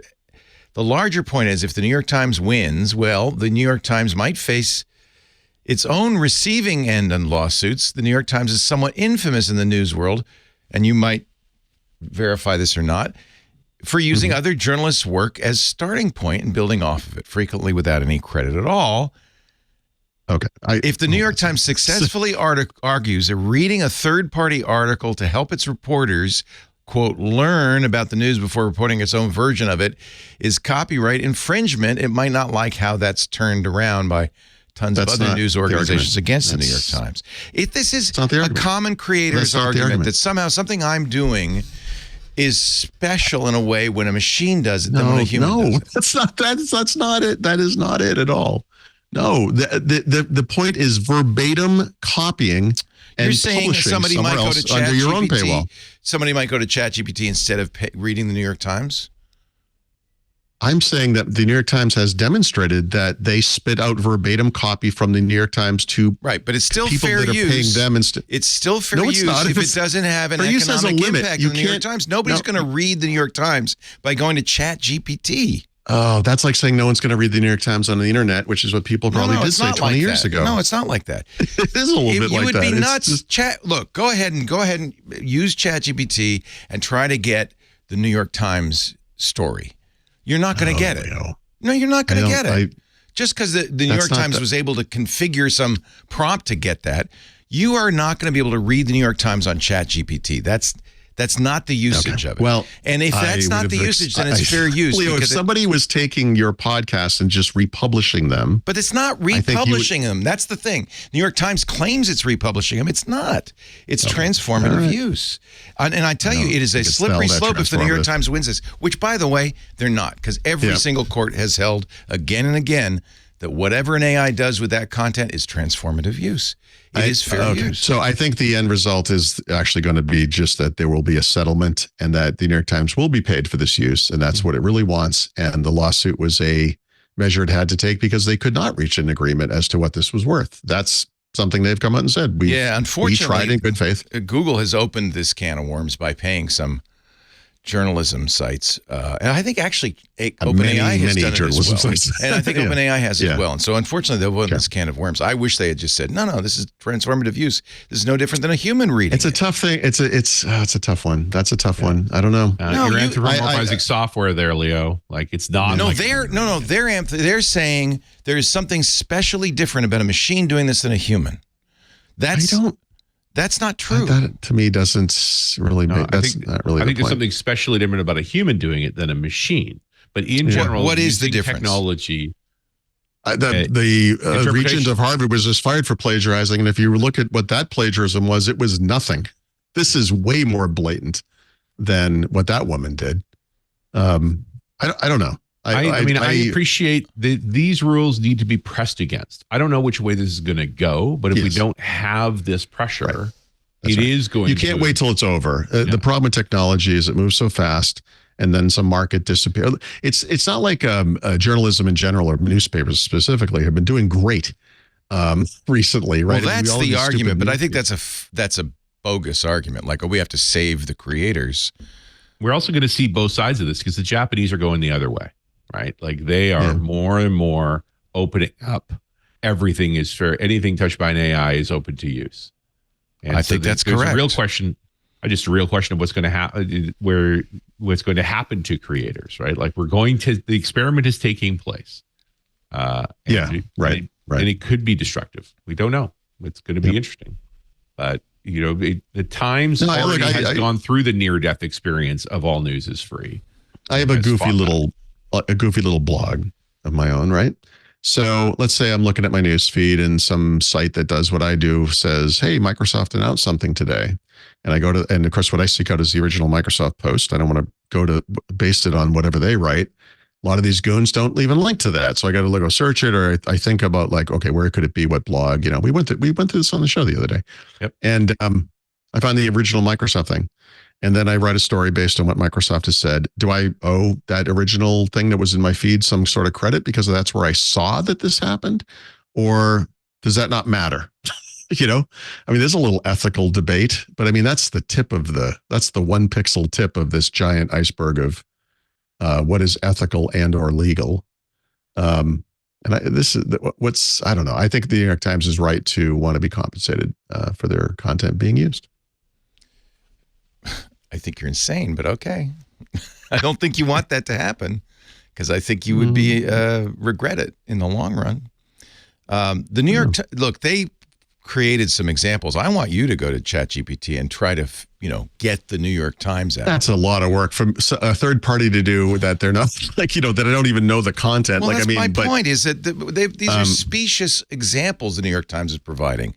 Is anybody going to go to ChatGPT instead of reading the New York Times? Not today, but people eventually, go to Wikipedia to read the news. It's a very Sure. good news source. Wikipedia is not doing original journalism. Sure. That's the next thing. It's not a good place for breaking news. Editorialization. I could picture someone saying in the same way they would say, hey, Google or, hey, whatever Amazon's thing is, say, I heard something just happened. What's going on? And I could picture them doing that with OpenAI or whatever, or ChatGPT or whatever comes out of that. I mean, it is what it is today, but that doesn't mean it stays that way. I mean, people Google search that stuff. So this is another way to get to that data, It's fine if it's like this, AI is great at summarizing things, and you can say, hey, look, here's a bullet list of all the important points of the story. That's transformative, I guess. But just the New York Times doesn't want them to do that.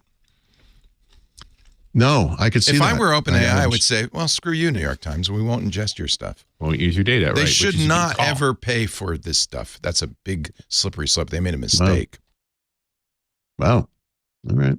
Well, the question is, how good will a machine? Well, that's like saying they sucked in my book, and they're just going to spit out chunks of it, and it's like, why should I get paid for that? But it doesn't spit out chunks of it. It transforms it. It summarizes it. It does not. Except when it doesn't. But what if it didn't? That's my point.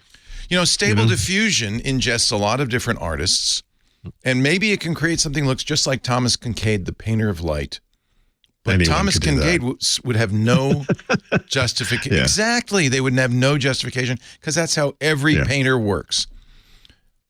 I do think there's like what people are waiting for with AI generated art, for it to finally spit out something where you're like, wait a minute, that's a painting that exists. Like, so far, no, right? But it's that, like, what is that? A Million Monkeys or whatever? It was always, well, let's face it, this whole thing started with the mangled Getty logos, right? Yeah, sure. But they're mangled, right? You know. So they're transformed. Yes. I wonder how Getty feels about that. Yeah. Yeah. If Getty doesn't like it, they shouldn't put their, pictures online. I am surprised to hear you taking this stance. Oh, well, of course I am. Someone who puts his copyrighted material online. Yes. Wow. And because that's how I work. We don't do original journalism here. I don't. Hold on a second. But you do. Actually. I mean, no, we don't. I mean, most of our shows, like TWiT, for instance, we're reading all the news articles and talking about them. Well, but you're not narrating a read article. Occasionally, I'll read a paragraph from it. Sure, of course, but that is fair use. That's fair use. That's the definition of fair use. Playing 10 seconds of a song is fair use. Playing the entire song and not paying the artist is theft. Right. That's just in no case does ChatGPT regurgitate entire New York Times articles ever. Yeah. Well, and therein lies the use of this case, to set those lines, right? Is to say, what is the problem with fair use? You need some kind of a definition of at what point does fair use cross the line into just copyright infringement? Yeah. Do they have to ensure that they don't? Like, could this just be an extra subroutine that says never regurgitate? Yeah, sure. Right. It's probably they probably have it in there and it's a screwed up switch statement or something. It's got a bad bug. I mean, but this is the point, right? Like, we are in a new phase with new tools that can consume ravenously all the information available there and regurgitate it in various forms. As long as it can, so now we have to modify and improve our fair use rules to say what's fair and what's not. Yeah. So one of the 4 tests of fair use, by the way, fair use, we act like it's a law. It's not. It's not. It's the right to. It's the right to defend yourself in court, as Larry Lessig famously said. But by the way, part of it involves actually actively protecting yourself, and that's really what the New York Times is doing here. If they don't, they're showing their intent they don't get to. What they need to demonstrate. The 4 tests include the effect of the use upon the potential market. What they have to demonstrate, and no court. By the way, this is a failed case, guarantee you. But what the court would have to say is, people are reading ChatGPT instead of the New York Times. It's hurting your market. Do they have to show that it's happening or that it could happen? Because the effect of the use upon the potential market. The purpose and character of your use, the nature of the copyrighted work, the amount and substantiality of the portion taken, and the effect of the use. The New York Times has a market, and that market could go down because people don't feel the need. They'd have to prove, by the way, this is why they put all those clips in, specious clips. They'd have to prove that somebody would read ChatGPT instead of the New York Times. Good luck. You just go ahead and try and do it. Could you prove that no one would do it? That it's impossible? That no one would want to do that? Well, you're not going to get the New York Times any more than you're going to get a Thomas New York Kincaid Times, honestly, as it is anyway. But anyway, look, it's a giant news gathering organization. They have enormous costs. Their business model is not, doing well today for sure. Yeah, that's their rationale, but that's not a reason to throw out fair use. Evolution of business. But this is OpenAI is the spear, the head of the spear here, right, for AI. So they're not just worried about OpenAI. They're worried that if they allow this and do nothing about it, that other less scrupulous places will use this as the example and say, look, you never protected your There's a long history of mainstream media trying to preserve itself and preserve its business model by coming after new media. And that is just an old form of media trying to preserve its business model. It's not supporting, it doesn't support innovation, it doesn't support the future. It says, let's go back to newspapers. Thank you very much. I don't know that that's their responsibility. They have a responsibility to the company to that's support fine. And themselves. the courts are going to say, no, you're not losing. Well, we'll see. We'll see. I don't think this will ever hit any courts. I think what's going to happen is that you called it. It's an extortion play. Pay us because we're special. And that opens the floodgates because like I said, there's a precedent with Google, and I think that's the model. They're going to have to. I mean, look, Microsoft and OpenAI have kind of ridden this kind of free horse for quite a long time. Building up this incredible empire that no one can assail. That has nothing to do with the New York Times or any newspaper. It has to do with Google and Amazon and all these small companies. Well, and has been brought up in the chat. And those tech giants are making billions. Or could well, that was in the lawsuit, right? So get your hand out now, or forever, hold your peace. Yep. Right. Or you got to protect the shareholders. Yep. Right. Yep. No, I don't really think this is specific. I think it's more like this shows what's possible. Here are some examples, and it's not like this is going to get better. No, like they also jumped to the biggest game. They went with the New York Times, which you should do, recognizable name, and Microsoft. Right. Yep, there you go. Perfect, smart.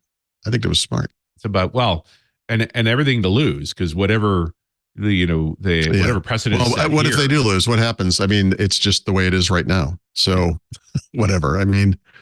There's not.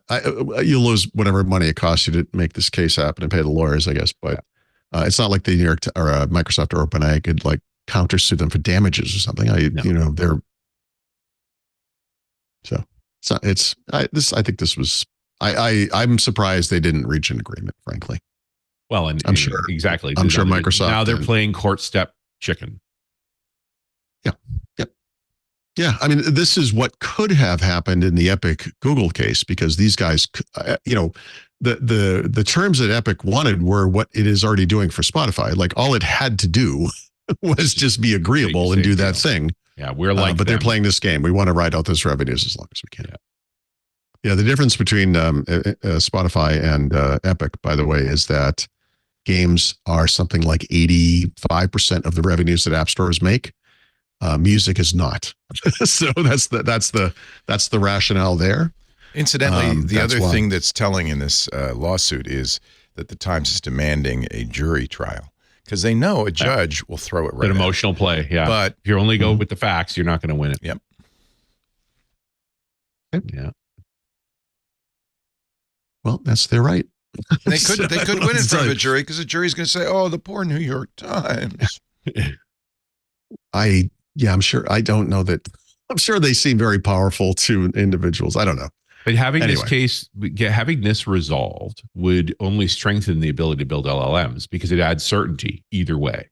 And certainty is what you need when you want to raise money. And I think we really want to act, as we did when the internet started, in favor of innovation and supporting a new technology. And having the old technologies say, "Oh, well, wait a minute, what about us?" It's like radio suing TV, saying, "Well, Well, hold on, that's a little too general, because I mean, you could argue when cars were happening. Is Microsoft? Holy cow! Well, I mean, what's the we're not going to have cars because the guys that breed horses are too powerful. Here's what happens. Here's what happens.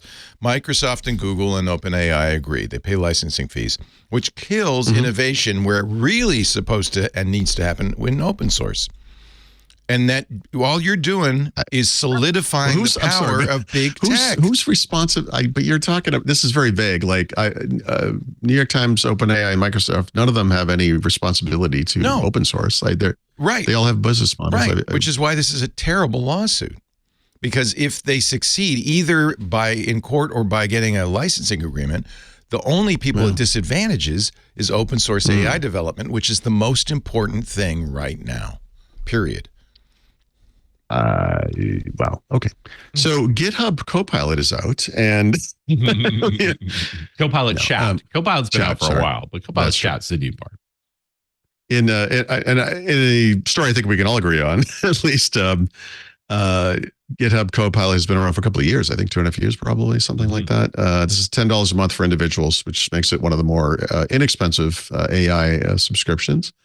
And their chat product, which is probably only 6 months old-ish from the private beta. Yeah, it was in private beta for a while.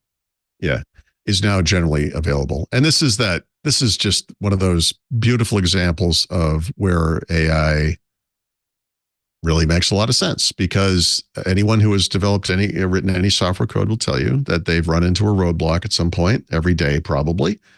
Google that thing, go to a bunch of different websites, spend a couple hours on Stack Overflow, reading the answers that were voted to be the best that don't actually solve the problem, and going to the next one down and reading some of the responses. And by the time they're done, and they forget what they were even doing. And what this does is bring in the summary of knowledge on these topics into the product that you're using, in this case, Visual Studio or Code, or the IDE of your choice. But typically, it's going to be probably Code or Visual Studio. And help you get through these things. And I have a guy, there's a guy on my site who pays for this because he's learning how to program in a particular programming language. And this is like the cheapest and best way to do that. It's $10 a month. It's like a crazy good deal.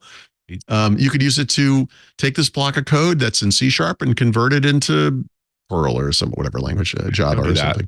Rust. Rust. There you go. I mean, that was a stupid example, but the idea that the programming language transition thing, which is something I when I was doing that app, the Notepad app, I late in the game found a Charles Petzold book written in Visual Basic, if you can believe that, which I later found it was just a translation, but where I took his code for printing in Visual Basic and rewrote it in C#.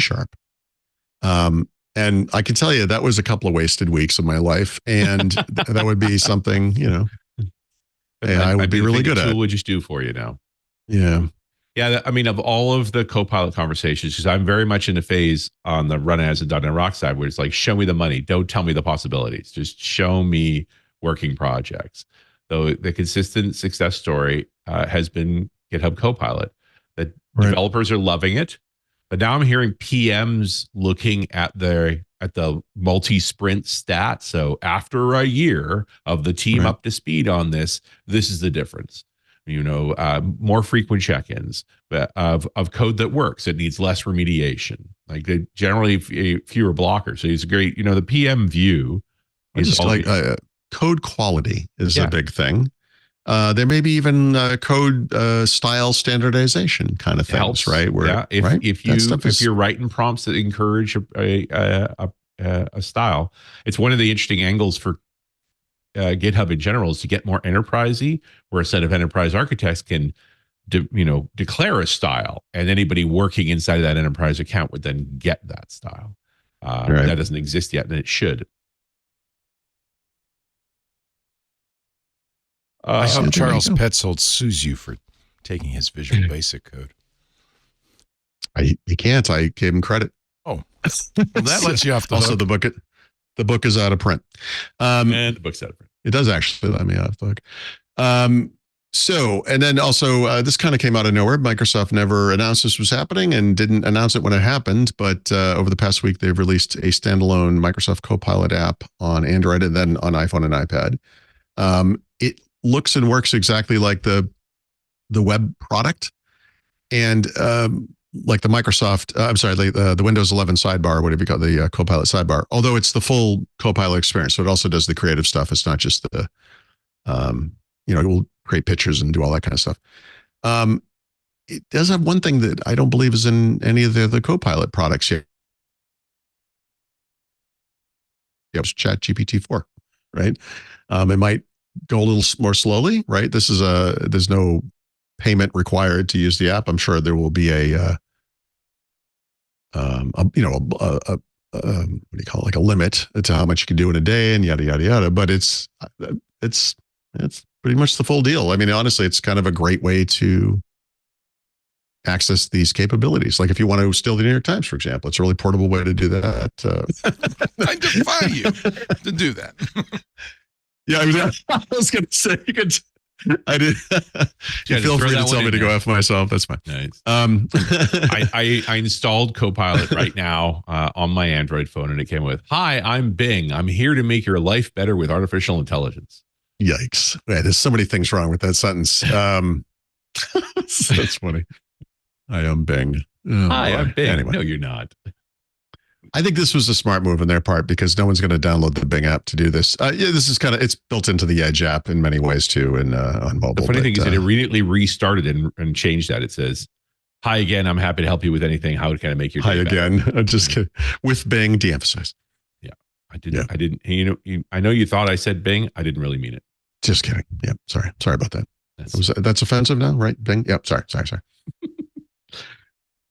It's like when you're at the gym, you don't point at a woman and then start talking. That's a mistake I learned the other day. Although I was being complimentary, and it was someone I knew. Anyway, okay, so then moving on. And in Xbox, we have it's January. We have their first dump of Xbox Game Pass titles. I am happy to report for the first time in probably several months.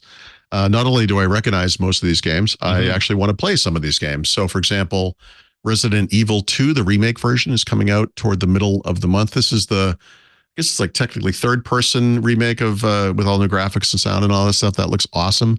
There's a World War II first-person shooter I've never heard of called Hell Let Loose that is coming out, I think, tomorrow. So that one I'm definitely going to give it a shot.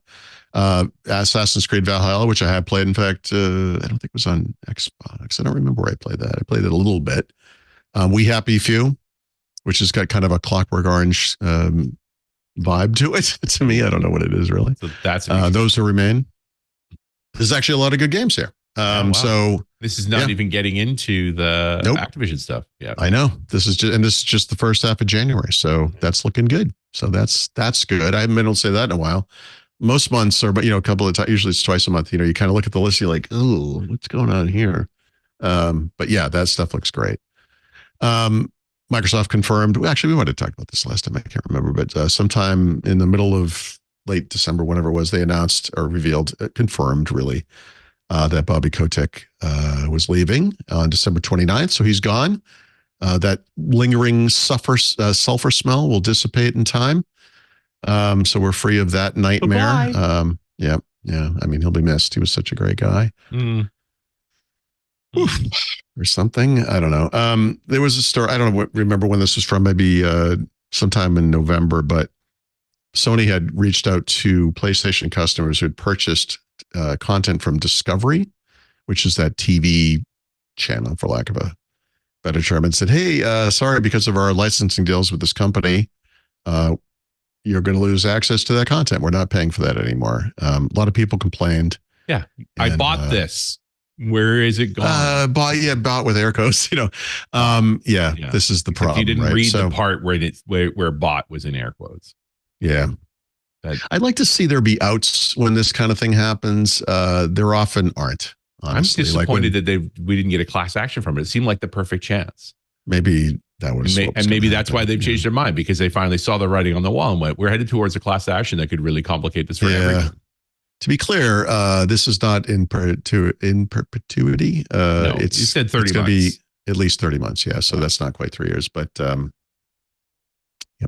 Yeah. So anyway, we don't really care too much. They've kicked the problem down the road, but the problem still exists. Right. You created a set of customer expectations. You cannot fulfill them. It is bad. Right. It is bad for the vendor who did this deal. It's bad for the copyright holder, and it's bad for the customer.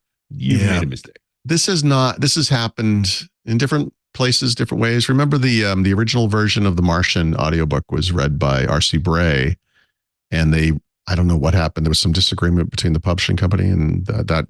Yeah, I never got Andy Weir to explain the change in readers. I would love to know what happened there, but I believe the latest version is read by that kid that was on Star Trek. I think Will Wheaton. Maybe does the new version. Yeah. Will Wheaton's actually very good. He did Ready Player One, which I thought was very good, and he did the Masters of Doom audiobook. But R.C. Bray is just like everything Will Wheaton reads sounds arch. It always sounds like he's a little bit peeved, but klimped. But R.C. Bray was an actor, and I guess Will Wheaton's an actor, but I multiple times laughed out loud to his reading of this book. People next to me on a plane one time, I was on a train in Barcelona. We're literally like, "You got to tell me what the joke is." And I'm like, it's kind of a long story. Yeah. It's kind of it's kind of a hard thing to explain. It's going to take an hour. Yeah, because it was like my reaction was so over the top. It was just, but anyway. Beautiful. When I asked Andy about it, he said, "Well, I love R.C. Bray." I mean, he was very positive about R.C. Bray, so I'm sure it's some licensing deal. Yeah, no, it wasn't him. It wasn't the author. It's Audible. I know that. It was because Audible owns the recording rights for those books, so I think it's Audible. It's too bad. Anyway, that's one example that I've sort of seen. Although my understanding is if you bought the R.C. Bray version, you still have it in your library. I think I do. You can still listen. Yeah, I believe so. Yeah. So there's that, and there's this has happened from time to time. So it will happen. This will happen more. There's no doubt about it, because as these platforms kind of come and go, after a while, it's like, well, I don't know what to tell you. Like, so we'll see. We'll see. The important message is you don't own this stuff, and don't pretend you do. Yeah, exactly. Yeah, that they have misled their customers in the first place by implying you bought anything. That's right. Yeah, you've only paid a license. Yeah, this is a little off topic, because but you'll see how I got to this. There was a crazy headline that said that Microsoft would be responsible in a couple of years for approximately 250 or 240 million computers heading to the landfill. And the theory there was that Windows 10 was going to go out of support, and Windows 11 has these artificial, as I would call it, hardware requirements. And if they just eased up on that, then those computers wouldn't go into the landfill. So this is a little bit of a play on, I don't know how you think about things, but can anyone tell me what the problem is with this theory about the Microsoft being responsible for these things heading into the landfill? They didn't buy them. They're always going to be going. They didn't even make them. Always, no, but because of their licensing, or whatever. Oh, I see. So here's the thing: those computers were always going into the landfill. Right, it was just a matter of time. Right. So, and you can always put Linux on them. Why not? Yep, you could put that Chrome OS Flex thing, or whatever it's called. Linux. Yep. By the way, you could work around the hardware requirements very easy. Microsoft actually documents one way you could do that. So I just, it's like this computer is always going to go into the landfill. Like it's just going to be a matter of time. It's the same kind of mudraking stuff Greenpeace and others have put out for years. Yeah. It's a typical story the New York Times would publish, frankly. Yeah, it is. And let's see what ChatGPT says. Yeah, exactly. See how they do. See how they feel. Yeah. By the way, The Martian still in my library, narrated by R.C. Bray. So that's the good news. Yeah, so that's good. You know what? Don't tell anybody. The reason I thought about that was like, you don't own anything technically. You're going to die. So you're not taking it with you. You know anyway. what? You're going in the landfill. Yeah. I am. Oh no, I'm not. I'm actually going to make sure that doesn't happen. Thanks to Microsoft, 7 billion of us are going to end up in the landfill. Yeah, if I get my way, I'm going to end up in the Seine in Paris. But we'll see. In I don't form think they'll of let dust. you through. Oh, you're going to have the ashes in the Seine? Oh, no one's going to. Yeah, no one's going to. No, I'm not going to dump my body in the Seine. You wouldn't be the first. God. Stephanie, fly my body to Paris. And then, just buy me a seat. Just nobody's going for the perfume. dipped in liquid helium option. I'll see you in 100 years. It's like, I don't know if I want you in the exit row. No, it's fine. Actually, none of us are going in the landfill because that would make too much sense. We're just going to stick we're going to set aside some of the most valuable real estate on the planet and use it to store bodies. They're really smart. What is this weird pagan ritual we're doing here? Like what are we doing? Yeah. Okay. Anyway, I'm sorry. It's kind of a sidetrack. 2 more non-Microsoft Xbox stories, sort of gaming stories. Meta Quest 2 has a permanent price cut. Coincidental to Apple about to come out with their really expensive thing. It's a $50 price cut, so the base model is now $249 versus $299. I will say, these things are getting to the point where you could kind of casually buy one now, right? You don't have to be super hardcore about VR. That's actually the right price. Makes me mad. I have a Meta Quest Pro, which cost me $1,400. Oh, yikes. Now it's $1,000. And what's the resolution of each eye? Like 160 by 160? No, it's better than that. That's the reason to get the Pro, right? They have better screens in it. It's still... Yep. Well, this thing is pretty good. It's 1832 by 1920, 120 this is years. The one you should get if you want to test, put your toes in the VR water. Yeah. Yep. I think that's that. My God, the add-on for the PlayStation is $500 or is it $600? It's really expensive. Whatever it is. I remember. Yeah, it's really expensive. So that seems like a good price to me. And then Steam, as promised, this was not a surprise. As of January 1st, the other day, they've dropped support for Windows 7 and 8.x. Something to do with them being unsupported, I guess. It's cool though that you could still have a Windows 7 machine and play Steam games on. I honestly think it has something to do with Chrome, doesn't it? It's because it uses an embedded version of Chrome, and that doesn't. Yeah. So they're beholden. Like those games would still work, right? You'd have no problem running the games, but you can't run the can't get to Steam itself. Yeah. Yep. All right, there you go. That, my friends, is the world famous Xbox segment. Paul Thurrott, Thurrott.com. Richard Campbell, run his radio. And you're listening to Windows Weekly. Let's go to the back of the book now. And how about a tip of the week, Mr. Thurrott? Yeah, I have kind of a set of tips. I'm going to be talking about this in more detail on Hands on Windows soon. I spent a bunch of time over the break turning into a security expert, sort of. I'm not really, but I mean, this was all inspired by the passkey support that exists in Windows. So some people may not know this, but Windows natively supports passkeys. And Windows 11.23H2 has a passkey manager for the first time. This is actually something you don't actually even get on iOS or Android. Go figure, like an actual native to the platform passkey manager, which is kind of useful. Although they do have ways to manage passkeys for your accounts and whatnot. So tied to this, you kind of look at, when you look at security for accounts and things, you kind of have to go back to the beginning. And so I actually ended up adding a chapter to the book about properly securing your Microsoft account. And I had people I know, like my wife, let me into their account so I could look and see how they were configured, to see how well they were doing. And I got to tell you, it wasn't too bad, actually. I was really nervous about my wife, honestly. But what I basically boiled it down to is that you kind of have to come at it from like backwards, because most people have had their Microsoft account for a long time, just like they've had a Google account, Amazon, Apple, whatever it might be. I got mine in 2002 when Xbox Live came out. I still have the same exact account. That my account would in any way be configured correctly is actually somewhat of a miracle, but it is. And it really boils down to two-step verification, multiple secure alternative sign-in methods that you control, email addresses, right?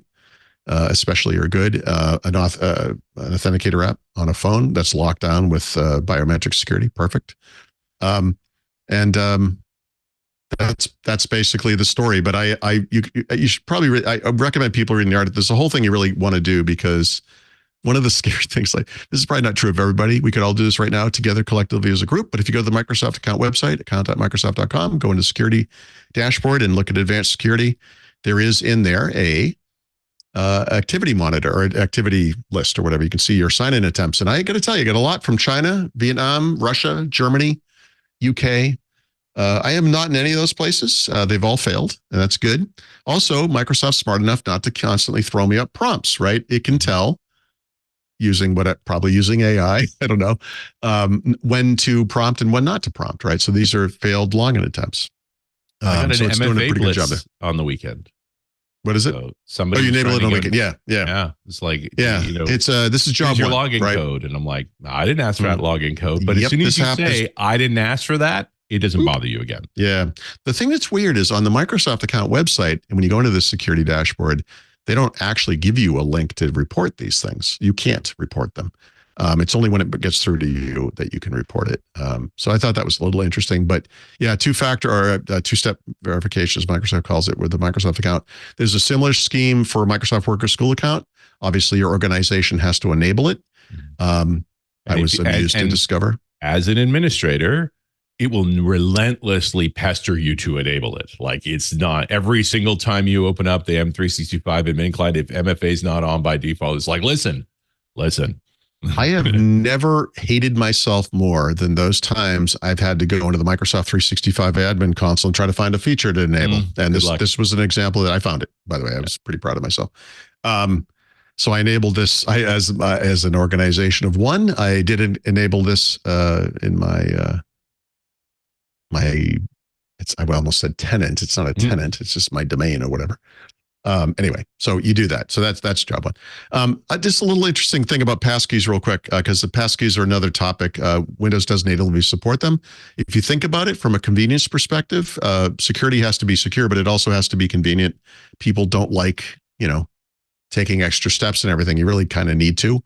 The only thing that's more convenient than improving or verifying an authentication with a phone, like an authenticator app, is doing it on the device you're using, right? Mm-hmm. So if you're using a computer that's secured with Windows Hello, preferably biometric, but also a PIN, you can store the passkey on your computer. Some accounts will prompt you to do this automatically. Google is very aggressive about this. So if you're signing into a Google account, it knows that device you're signing into is secure because you sign in with Windows Hello. It will integrate with Windows Hello. And because the passkey is stored in the TPM and the secure storage, and you have okayed that, you've authenticated it after being authenticated against the Microsoft account you used to sign into the computer, it knows it's good. Yeah. And that's how your phone works too. Same thing, right? When you get a passkey or like a Google prompt or whatever, which is essentially a passkey. This is also kind of fun. When you do your housekeeping, go remove old devices. Yes. And so, okay, so it's funny you say that, because tied to this is a topic that will be near and dear to your heart, which is when you move to a new password manager, like Bitwarden, like we did, the thing people forget to do is not just turn off autofill and blah, blah, blah, whatever from your browser or wherever you're using it, but delete the passwords. Yeah. Like actually get them out of there. And the problem is it's 2023. All of us have used dozens of browsers by now. You must have, I don't mean you, Richard, I'm sorry, but we must all have Deritus from whatever logins we made over the years in Safari, Chrome, Vivaldi, whatever we used, where our passwords are out there in some place. Like you got to clean that stuff up. What I did when I moved to Bitwarden was then go through all of those accounts and change all the passwords. It's been a while since I installed or moved to Bitwarden, but as I remember, it offers to import all the passwords from your browser, the browser saved passwords, and and I think even delete them. It doesn't. Delete them. Oh, okay. I think it does, but I might. Well, be wrong. but here's the problem. So you say you were using Chrome at the time when you did this. You're like, okay, I've moved out of Chrome. It deleted all my passwords from Chrome. Nice. Chrome isn't the only web browser you've used in your life, right? This stuff is all out there in the world. Like you actually have to go find those things and fix that. And this is if you still have them installed. You have to have them installed. Yeah, leave them move. So change them. Make them go away. There you go. That works too. Pick your method. Right, that's a good idea too. So that's actually an excellent idea to do that. Yeah. But with I your would Microsoft take an hour account, a day at the end of each day and work my way further down the list of BitTorrent, log into each account, try to figure out why I ever had this account, delete the account if I could, change the password. Richard, I want to be clear about this. I have always loved you. And right now, I could not love you more than I do at this moment, because you have the same sickness that I have, and I love it. It's called OCD, I think. We're friends in obsessive behavior. That's what this is something I think people would listen to and they'd nod their heads and say, "You're right. That's the right thing to do." And then they might not do it because they don't have this problem. Now, hopefully, a lot of people listening to the show do have this problem, because you should all be doing this thing, which is actually fixing it. Everybody does have this problem. It's just a question of whether you acknowledge it. To some degree. Okay. Yeah, that's fair. That's fair. So here's the thing. So brass tacks. Maybe there's a schedule. Maybe this is something you put into your calendar. It's the beginning of the year. Maybe this is a good time for it, kind of a spring cleaning kind of a thing or whatever. But you need to look at your online accounts and make sure they're as secure as they can be. And part of that security is very simple things like make sure your address is correct. I know this sounds stupid, or go into those additional sign-in and verification methods and make sure if there are email addresses, you actually control that damn thing. Don't let someone else get the email that will allow them into your account, right? So anyway, this is a chapter in the book now for the Microsoft account, and it is an article on my site. I think I'm going to go do Amazon, Google, and Apple too, if that means anything to anybody. But fun little bit of historical background here. Passkeys, these things, this new thing, right? This new form of two-step verification or MFA, really came out of the work Microsoft did in the long run days to create next generation secure community base and Palladium and what became the TPM and secure storage and this kind of proven model. And then later Windows Hello, although I know they weren't the first to get the biometric sign and stuff, but you kind of have this end-to-end system where the device you're using is secure and can be used to prove the security of other sign-ins on other devices, right? And I think it's going to work because it's both secure and convenient. And this is why security keys never really took off with the general populace. It's a little too much to ask, And even authenticator apps, I think, are a little too much to ask. My wife was like, "What are you talking about? What am I?" There's a person on my site who's like, I want to reduce the number of times I have to look at my phone and have it say, "Yes, it's you." And it's like, no, you don't. You need that. It's important. No, you're better off. And There's my TV key. Yeah. No, I got mine's in the other room because I've been writing about. That's part of the new chapter. It's security keys. You remember the coin pocket, a pair of jeans? Yeah, it's a vital key pocket. Perfect size for a YubiKey. Yeah. Yep. No, a YubiKey is really just it's basically a TPM for storing passkeys. Yep. When you think about it, it's a portable TPM. I wish it stored more than, I mean, there's a limit to the memory, and so it doesn't store, I think it's 32. It's pretty good though, it's right? Not huge. Yeah, it's not a huge number. Yeah. Right. I mean, look, there's all kinds of issues. I bet you they'll make a one that has enough memory that you can just, store everything in. Yeah. You might end up with hundreds and of passkeys. And they can put a screen and a camera on it, and they could call it a phone. Yeah. Yeah, you're right. No, but yeah. That's a good point. We're halfway. Well, that's the thing. I mean, a phone is something everyone actually does have with them. So that becomes the obvious thing to use. And I think that, tell me if I'm wrong, but I think TOTP, time-based one-time password, is as good as a YubiKey. Right? In a lot of ways, yes, absolutely. It's very similar. What would the threat model be? The interesting somebody steals your phone and somehow gets it unlocked. Yeah. But if they steal your keychain, they've got it too. In each case, the device, whatever the device is, whether it's the key, your phone, or the PC, we're using a passkey. You've done some kind of pin. A pin is the minimum, sort of is like the polo is the minimum. A pin is the minimum, so it's that additional step that gets you through that thing. So you have the key. Security. I mean, you have the thing. You have to have the device, right? So you have it physically. You have to be able and you have to get into it. Yeah. Right. And then you throw in the new layers of security that exist inside the infrastructure, like Entra, that say, hey, it's been a long time since this device logged in. You're in a different location you ever were before. So now I'm going to ask We're you going to throw an stuff. Additional one. Right. They also mix things up. You've seen this in your Authenticate app. Sometimes you have to do it's just your face, your finger, whatever. Sometimes we'll say, here's a number selected from a group of 3. Sometimes we'll say, your app's going to give you a number. Now you type it into here. They kind of mix it up. And so I think that these things together, but really what makes this work, I think, ultimately is the security of the devices we use, whether it's a PC or a phone or a tablet, I guess. Thanks to what is essentially TPM on board, regardless of the device type, and then these secure biometric authentication types. Totally worth 250 million PCs going to the for a little more security. I mean, the seagulls need something to land on. What's the difference? Okay, sorry, I beat this tip to death. I apologize. I'll be doing some episodes of, like I said, Hands on Windows that will cover this stuff. Oh, good. That I will want to see. Yeah. And then just a couple of real quick, I'll do this a little more quickly, I hope. MS Edge Redirect, which used to be called something else, like it doesn't matter, is a utility. MS Edge Redirect is such a better name. Honestly, right. I know. I don't. Okay. I don't know why they called it, but I think Microsoft complained about the original name.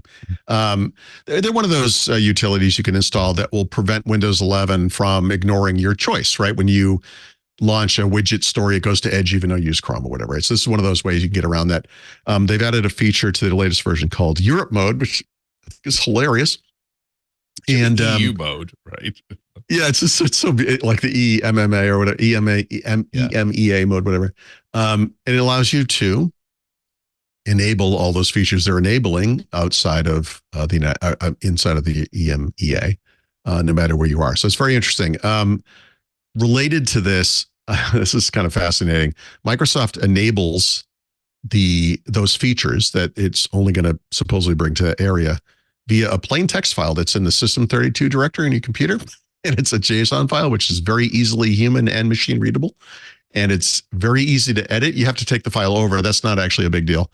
I'm thinking we're going to see a lot of utilities that do this, is what I'm trying to say, unless they somehow obfuscate it or protect it or whatever. But right now, this is unstable today. It doesn't do anything unstable, but in the Insider program, depending on the channel you're in, it turns features on and off or enables features or whatever. It's pretty simple. So we'll see how that evolves. That's going to be one of the big things we'll be looking at this year, I'm sure. And then I mentioned, I probably mentioned this before, but I want to mention this one again. I've used a lot of different tools during my kind of photo collection consolidation / decluttering thing. I am now done almost with 2019, which means I only have 4 more years to do out of a 60-something year history, which is pretty freaking amazing. And one tool really put this over the top is this thing called Media Sorter, all one word. It is one of those apps. When you run it, it's going to flip or when you install it, it's going to be smart screen. We don't know who this is. It's fine. He says, please don't sue me if it isn't. It's worked amazingly well. And what this thing does is the tool I had been using for this purpose, which is, in other words, you look at files and you put them into folder structures that are based on a very specific criteria, which in my case would be date-based folders based on date created for like photos, like date taken, I guess was the metadata. Date taken is not in all photos or image files. It's not in movie files. And so every year as I went on, there were more and more files that were not getting sorted correctly. This one sorts against all of the metadata, that date-based metadata for images and videos, and it works perfectly. Or it has in my case. And it doesn't try and fix the metadata. It just recognizes all of it. You can. I have it not do that. So in the beginning, I was using it actually to rename files because I wanted just to see the dates because I didn't think they were going to be correct, but they were always so correct that I was like, I'm going to stop renaming files, and I'm making copies to be clear. I'm not overwriting the original, but I decided to I'm going to pour this stuff into these date folders that I was using another tool for, but it works with everything, and this thing plus all dupe, which is a way to compare two or more folders, and get rid of duplicates based not just on file names and things like that, but also the content. Wow. So you have something that's the same file name, same size, same type of thing, and some, hash of whatever the digital representation of it is. These are the same. And that's another tool. Once you get it right and you can kind of test to make sure, you're just like, yep, I can just bulk delete duplicates now. And these things have turned this from I'm going to spend the rest of my life on this to I'm going to finish this in the next week or so. Wow. All of a sudden. So you built up a set of skills here. Yep. And I got it. And what made it possible, well, a lot of experimentation, but this media sort of tool is unbelievable. So it's great. Awesome. Yeah. Love it. Nice. Yeah. Well, that means, I guess it's time to move on now to Mr. Richard Campbell's Run as Radio Pick of the Week. Yeah. So who's Erin Chappell? Erin Chappell is the corporate VP of the Azure Core product and Azure Design. So she is one of the infrastructure gods at Microsoft and came from Windows. So she's also one of the, I think, few that could lift out of that team and move across. Like we talk about why is Windows struggling. It's like rock stars like Erin Chappell aren't there anymore. They're working on Azure. All right. And she had just come on. I got this interview at Ignite. Was one of mine, and she had just come off the keynote stage too, so she was jazzed. That's nice. That's nice. Great. Yeah, because she'd had a great keynote, like really delivered well. But we were talking; it was a pretty serious topic, really, because we were, saying, "Hey, this is going to be our first show of 2024. I do a what I think show. I'd like you to do your what should the sysadmins be thinking about?" And it really came down to this doing more with less, which has really always been a true thing for sysadmins. We never get near as much as we'd hope for. And I always press on the ROI side of that. It's like you need to speak finance well enough to get your funding, show how this is actually an asset to the company, not just expenses. And of course, she leaned hard into the cloud side of things, sort of right sizing your cloud implementations. There's a lot of money to be saved. Switching from cloud migrations that came from on-prem, where you tended to optimize for peak, where you had enough resourcing so no matter how busy something got, it was good enough. That now turns into a significant monthly expense when it lives in Azure or any other cloud. And so now you start to optimize for scale, that you wind it down when it's not under a lot of load and you wind it up when it needs to be there. And that can turn into a lot of dollars and well-spent time. And of course, she hinted very strongly at the Azure advisors that already exist, the tools in there that sort of say, hey, there's a better way to configure this, that sort of thing, is turning into an Azure CoPilot. And so we're about to get some large language models that'll help us as admins organize our Azure more effectively and hopefully save some money. Lovely. Yeah. Nice. Runasradio.com. Doing more with less in 2024. Been a recurring theme. I just do less with less. There you go. Just do less. Let's do some brown liquor. First of the year. So I figured I'd pull my Christmas whiskey. This is the bottle that I got for Christmas. You'll notice it's empty because it's not Christmas anymore. A few days after Christmas. Yeah, actually, it's not true. I moved it into the decanter. So that's pretty. Why? I like my. There's just aesthetics, right? There's no It does nothing. Yeah. Does nothing. Okay. I mean, remember the era of the decanter comes from a time when you didn't buy whiskey in bottles, you bought it in barrels, or if you didn't want to buy a barrel, you took your decanter down to the shop. Or let's be clear, your servant took the decanter down. You didn't want your whiskey to be chunky style. Yeah, and have it filled from the barrel, and then you come back with your decanters. And so I got a nice decanter and glass set. How long can you keep whiskey in that decanter? Does it degrade? I mean, I wouldn't know. It doesn't last that long. No, Foolish person asked that question. That is theoretical at this point. There's a discussion about oxidation in whiskey. Because wine, it's a big problem. It oxidizes fast, and it's terrible. It does oxidize fast, but because it's much lower alcohol, and it has far less stable compounds in it, resveratrols and so forth, just aren't the same stability. We're talking about a higher alcohol level, largely, this is stuff you use as a preservative, for crying out loud. And it's largely been filtered and so forth to be stable for a long time. That being said,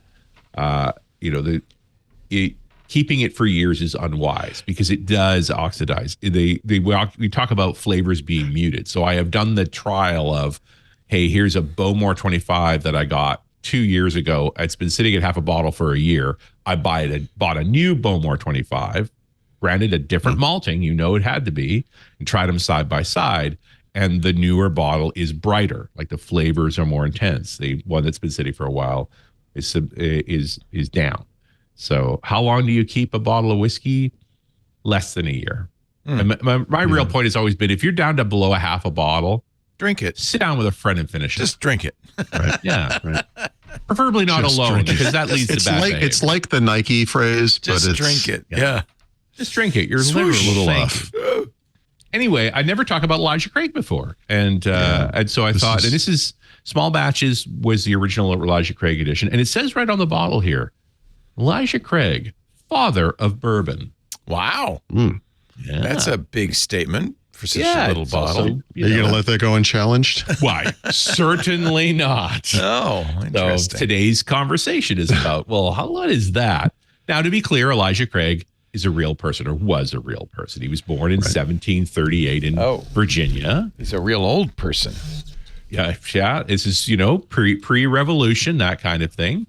And he moved to Kentucky County, Virginia in 1782. Kentucky County, Virginia doesn't exist anymore. You now call it Kentucky. Okay, right. It's Kentucky. Right? Oh, okay. Oh, I got you. Yeah. As the states started to appear and Kentucky becomes a state in 1792, what was Kentucky County, Virginia now becomes Kentucky. And he was a Baptist minister and died in 1808. There are many references to him. The town that he moved to was originally called Lebanon. It got renamed to Georgetown. He was one of the people instrumental, literally named for George Washington. And there are strong claims that some of the first bourbon whiskeys ever made in 1789 were done in Georgetown. And so, Craig was definitely there. He just wasn't in the whiskey business at the time. He was in the clothing business. So he owned a fulling mill.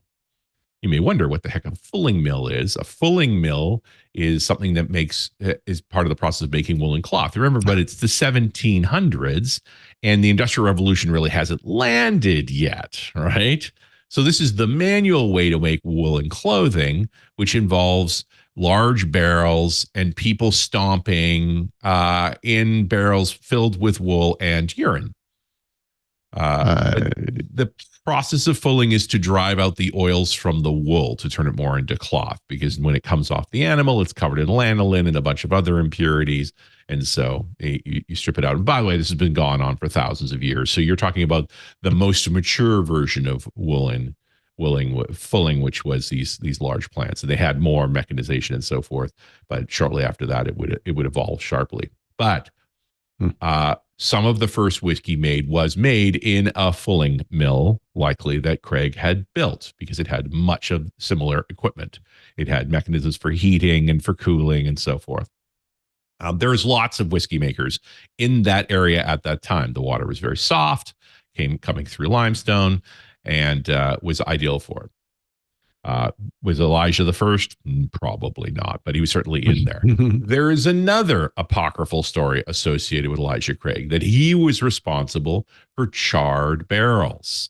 that today every American bourbon is made from American oak that has been toasted. There's varying levels of charge depending on the whiskey. And so that apparently Craig, as farmer, we don't know that he was a farmer, had a fire. And the barrels were burned, but not burned up, and he didn't want to waste them. So he filled them with whiskey anyway and shipped them out. And they found that they liked the flavor better. Now, charring barrels is also not an unusual technique. It had gone on for thousands of years as well. It was big in sailing to keep water fresh. That if you put water into raw barrels, it tends to get funky because the bacteria interact. So you char the inside of the barrel first, and that makes it far more sterile, as well as, generally speaking, the charcoal takes away bad flavors. Now, you just add a flavor to the water will turn tea colored, as it literally is extracting tannins from the woods as well. We've learned now through modern science that one of the things that happens when you char the inside of a barrel is you're breaking down longer lignite chains into shorter chains that are actually smell good and are flavorful, right? That's where a fair number of polyphenols and things come from, is that charring effect. Okay, a sense of sweetness, although it's not really sugar, it's something else.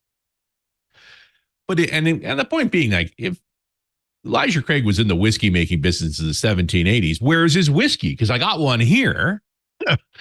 Yep. Well, the name Elijah Craig does not appear on a bottle of whiskey until 1986. Oh. So, dun. So in the 1960s, so 200 years or so later, the Elijah Craig trademark was taken out by a group called Commonwealth Distillers, although these guys own the T.W. Samuels brand and a few others, but they never did anything with it. When Heaven Hills acquired the brand in 76, they sat on it for quite a while as well. But when they finally were releasing a premium whiskey, they decided to dust off that brand, and that came in 1986. So, I mean, Heaven Hills is not one of the old distilleries. They very much started up in the 1930s after Prohibition. It was the old Heaven Hill Springs distillery. It's one of the few that are still family owned. The Suntories and so forth, the world have not grabbed them. It's still the same family since it was started. They're known for having some of the largest barreling facilities, storage facilities in the world, over 1 million barrels in store in Heaven Hills. They also have been a big business. They have rounded up a lot of brands. So when you hear Evan Williams, it's actually made by Heaven Hills. So is Larceny, Old Fitzgerald, Parker Heritage, Pikesville, Rittenhouse. Those are all Heaven Hills brand. And of course, Elijah Craig. And they also make rums and tequilas and a whole lot of other stuff we don't talk about on a whiskey show. So we'll move on from that. In the 80s, which was a bad time for whiskey, coming out of the 70s, the main thing had been to reduce the price of whiskey because people were drinking highballs because the booze was cheaper. And so they made cheaper whiskey until it was not good whiskey. And in the 80s, the Heaven Hills folks realized, hey, drinking Harvey Wall bangers instead. Yeah, let's go the other way. Let's make a premium product. And that's when the Elijah brand came out. And that the first edition was originally called the Small Batch 12. So it was a 12-year-old whiskey, very unusual for the time. Made in relatively small batches because they didn't know if it was going to sell that well. And it sold so well, they ran out of 12. So they dropped the 12 from the name because now they were using 8 and blending it to make small batch, and you don't want to say 8 on the barrel at all.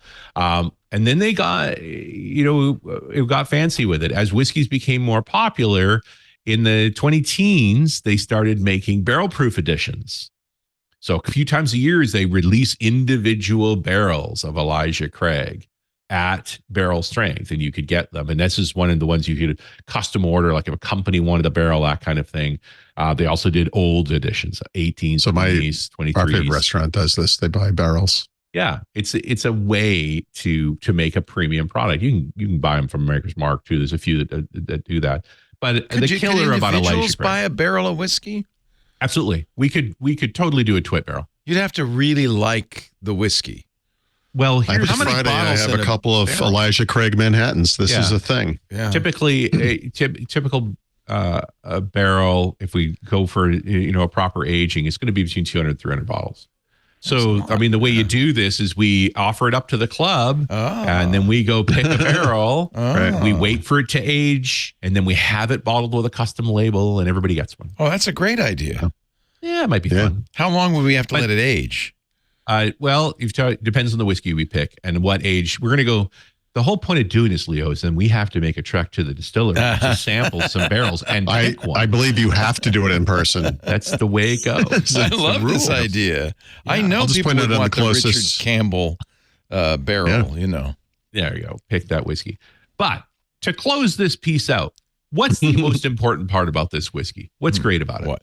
It's not expensive. $40. Oh. Yeah. It's the best. It's the best bourbon whiskey I've ever had at that price. Yeah. I was all prepared to spend hundreds. Yeah. And you do not need, I mean, if you want to, you can. Go find yourself an Elijah 20. Hard to find. And you'll spend a bundle. But pound for pound, one of the nicest whiskeys you're ever going to drink for $40. As a notorious cheapskate, I could not agree more. Yeah. It's great. It's one of those things where it was a gift at Christmas. And I'm like, I haven't had one of these in ages. And I took a taste of it, went, oh, yeah. And pulled out the decanter and keep it by me. This is mine. It's you could find cheaper whiskeys, but they're not as good. Yeah. And then this one kind of punches above its price. Most whiskeys of this quality, of this flavor profile, cost more than this. So it really is. I'm gonna when you look at other $40 whiskeys, and none of them are bad. Remember, I'm firmly in the camp of the best kind of whiskey is the one I have in my hand. Yep. What you like, but it was a good one to have in your easy hand. to decide what am I going to write about after tasting this. I'm like, well, boy, I'm gonna write that. And supporting Ray there, bottle of Evan Williams, a Rittenhouse. Those are all good whiskeys. You'll enjoy them too. But the original, I mean, that's what's cool about this Elijah Craig, right? That's from the 80s. No, it's not an ancient brand, but it's delicious. I already know the answer to this question, but I was recently introduced to something I believe is pronounced Chinar. It's like CENAR. It's an artichoke base liqueur. Oh my goodness. It is fantastic for drinks that like you might use vermouth in otherwise, or an Aperol maybe, or so sweet. So it's kind of like a nice. No, that's the thing. It's like I'm looking for things that don't have sugar, right? So it's kind of a I'll do a little cocktail thing later at some point. CYNAR, I guess. Liqueurs normally have sugars in them, like. Well, on the lower end. I mean, like a lower end kind of. Yeah, when I really want to get away from sugar, I drink whiskey. Well, there's a nice Chinar kind of Manhattan to be had. Honestly, think that the alcohol does turn to sugar in your body, but maybe I'm wrong. It has consequences. I have been taking notes for a while about talking about the origin of cocktails and so forth. I've just been a little wimpy to finish it. But we love it. I probably finish the .NET book first. Yeah, .NET first, and then you can have your Chinar or whatever the hell weird stuff that Paul wants to pour down your throat. Elijah Is it avocado or artichoke? No, it's artichoke. It's artichoke. Artichoke. They should. Oh, interesting. They should put a little. They could use an artichoke garnish. Kind of scrape the meat off of the leaf there when you drink the cocktail. It'd be great. Okay, let's not go crazy. I'll wait till it's not for everybody. Stephanie I'll admit comes that. out I'm just with saying. It's an Italian bitter aperitif of the Amaro variety, made from 13 herbs and plants. Right. It's very Amaro. Predominant among which is the artichoke, and the reason the name, because the artichoke is Sinarla scolamus, from which the drink derives its name. Sinar is dark brown, has a bittersweet flavor, 16.5 ABV, launched in Italy in 1952. So Gina Lollobrigida loved it. Mm-hmm. Low sugar, low alcohol, meant to stimulate appetite. Yeah. Appetite for alcohol, am I right? Because I struggle with that. Yeah. I'd never heard about this until about, 2 weeks ago. Yeah. Yeah. Okay. You go down the Amaro path, there are many side streets. Many. There sure are. Holy cow. It's like the mole of aperitifs. It is like mole, isn't it? Yeah. There's so many, and there's so many. Yeah. All you can do is try. It's a good ride. You can never really master it, but there is no try. There's only do. That's right. Mr. Paul Thurrott, you know what he does? He writes these long, beautiful works of art articles for his website, thurrott.com. In fact, the best stuff is behind the paywall, so become a premium member. That's what I did, and boy, there's good stuff in there. His books are also at leanpub.com, including the Field Guide to Windows 11 and Windows Everywhere, which is all kind of a history of Windows through its programming languages and tools. Leanpub.com, thurrott.com. Mr. Richard Campbell is at runasradio.com. That's where he produces .NET Rocks and the show Run As Radio. And the two of them are our esteemed moderators. How did Mary Jo? What did she after the show? Was she happy? Did she say? Did she say it was great to be back? I can't wait to come back again. She got it out of her system. Is the way I would say it. Yeah, she was like, "I'm never doing that again." Okay, she's like, "Oh yeah, that's right. That's why." I remember now. No, I'd love to have her back as many times as she wants to come. Surprised to see her. And if you didn't hear the Christmas episode, we had a best of last week, but the week before, Mary Jo Foley joined the gang, and that was a lot of fun. We will be back next week, and every Wednesday, that's 11 a.m. Pacific, 2 p.m. Eastern, 1900 UTC. We do stream it live when the show is recording, like right now, on YouTube. That's youtube.com/twit. But, of course, the easiest thing to do is subscribe and get a copy after the fact so you can listen at your leisure. A couple of ways to do that. The website is twit.tv/ww. There is also, of course, a YouTube channel dedicated to Windows Weekly's video. That's a great way to share, by the way, because it has a nice little clipping feature. And if there's, you want to say, hey, they were talking about Sinar or something, you can clip Remember that. He was being an idiot. Let's get that part and put it on Twitter. Oh, I'm sure There's already a lot of done. those. Yeah. You can also subscribe in your favorite podcast player. Pocket Cast is a great one. We recommend Windows and Mac and iOS and Android. It's a great little tool. Let's see what else. A little plea, if you will. It's a survey time. We do this every January. For the next month, we are going to have a survey at twit.tv/survey24. It's our 2024 annual survey. We do this once a year because it helps us understand you better, to know what programming you like or are interested in, what you're not interested in. It also helps us go to the advertisers without tracking you. Gives us some generic information about our audience, which they really want. And so it helps us sell ads. And it's a very easy thing to do, 5 minutes, that's all. Don't answer anything you're not comfortable with, but there's nothing really too... I don't think there's anything too inquisitive. Twit.tv/survey24. Thank you in advance. It really helps us to get those responses from every show. We'll make sure every show is represented. Paul, Richard, have a great week. We'll see you next time on Windows Weekly. Bye-bye. Hey, we should talk Linux. It's the operating system that runs the internet, but your game consoles, cell phones, and maybe even the machine on your desk. But you already knew all that. What you may not know is that TWiT now has a show dedicated to it, the Untitled Linux Show. Whether you're a Linux pro, a burgeoning sysadmin, or just curious what the big deal is, you should join us on the Club TWiT Discord every Saturday afternoon for news, analysis, and tips to sharpen your Linux skills. And then make sure you subscribe to the Club TWiT exclusive Untitled Linux Show. Wait, you're not a Club TWiT member yet? Well, go to twit.tv/clubtwit and sign up. Hope to see you there.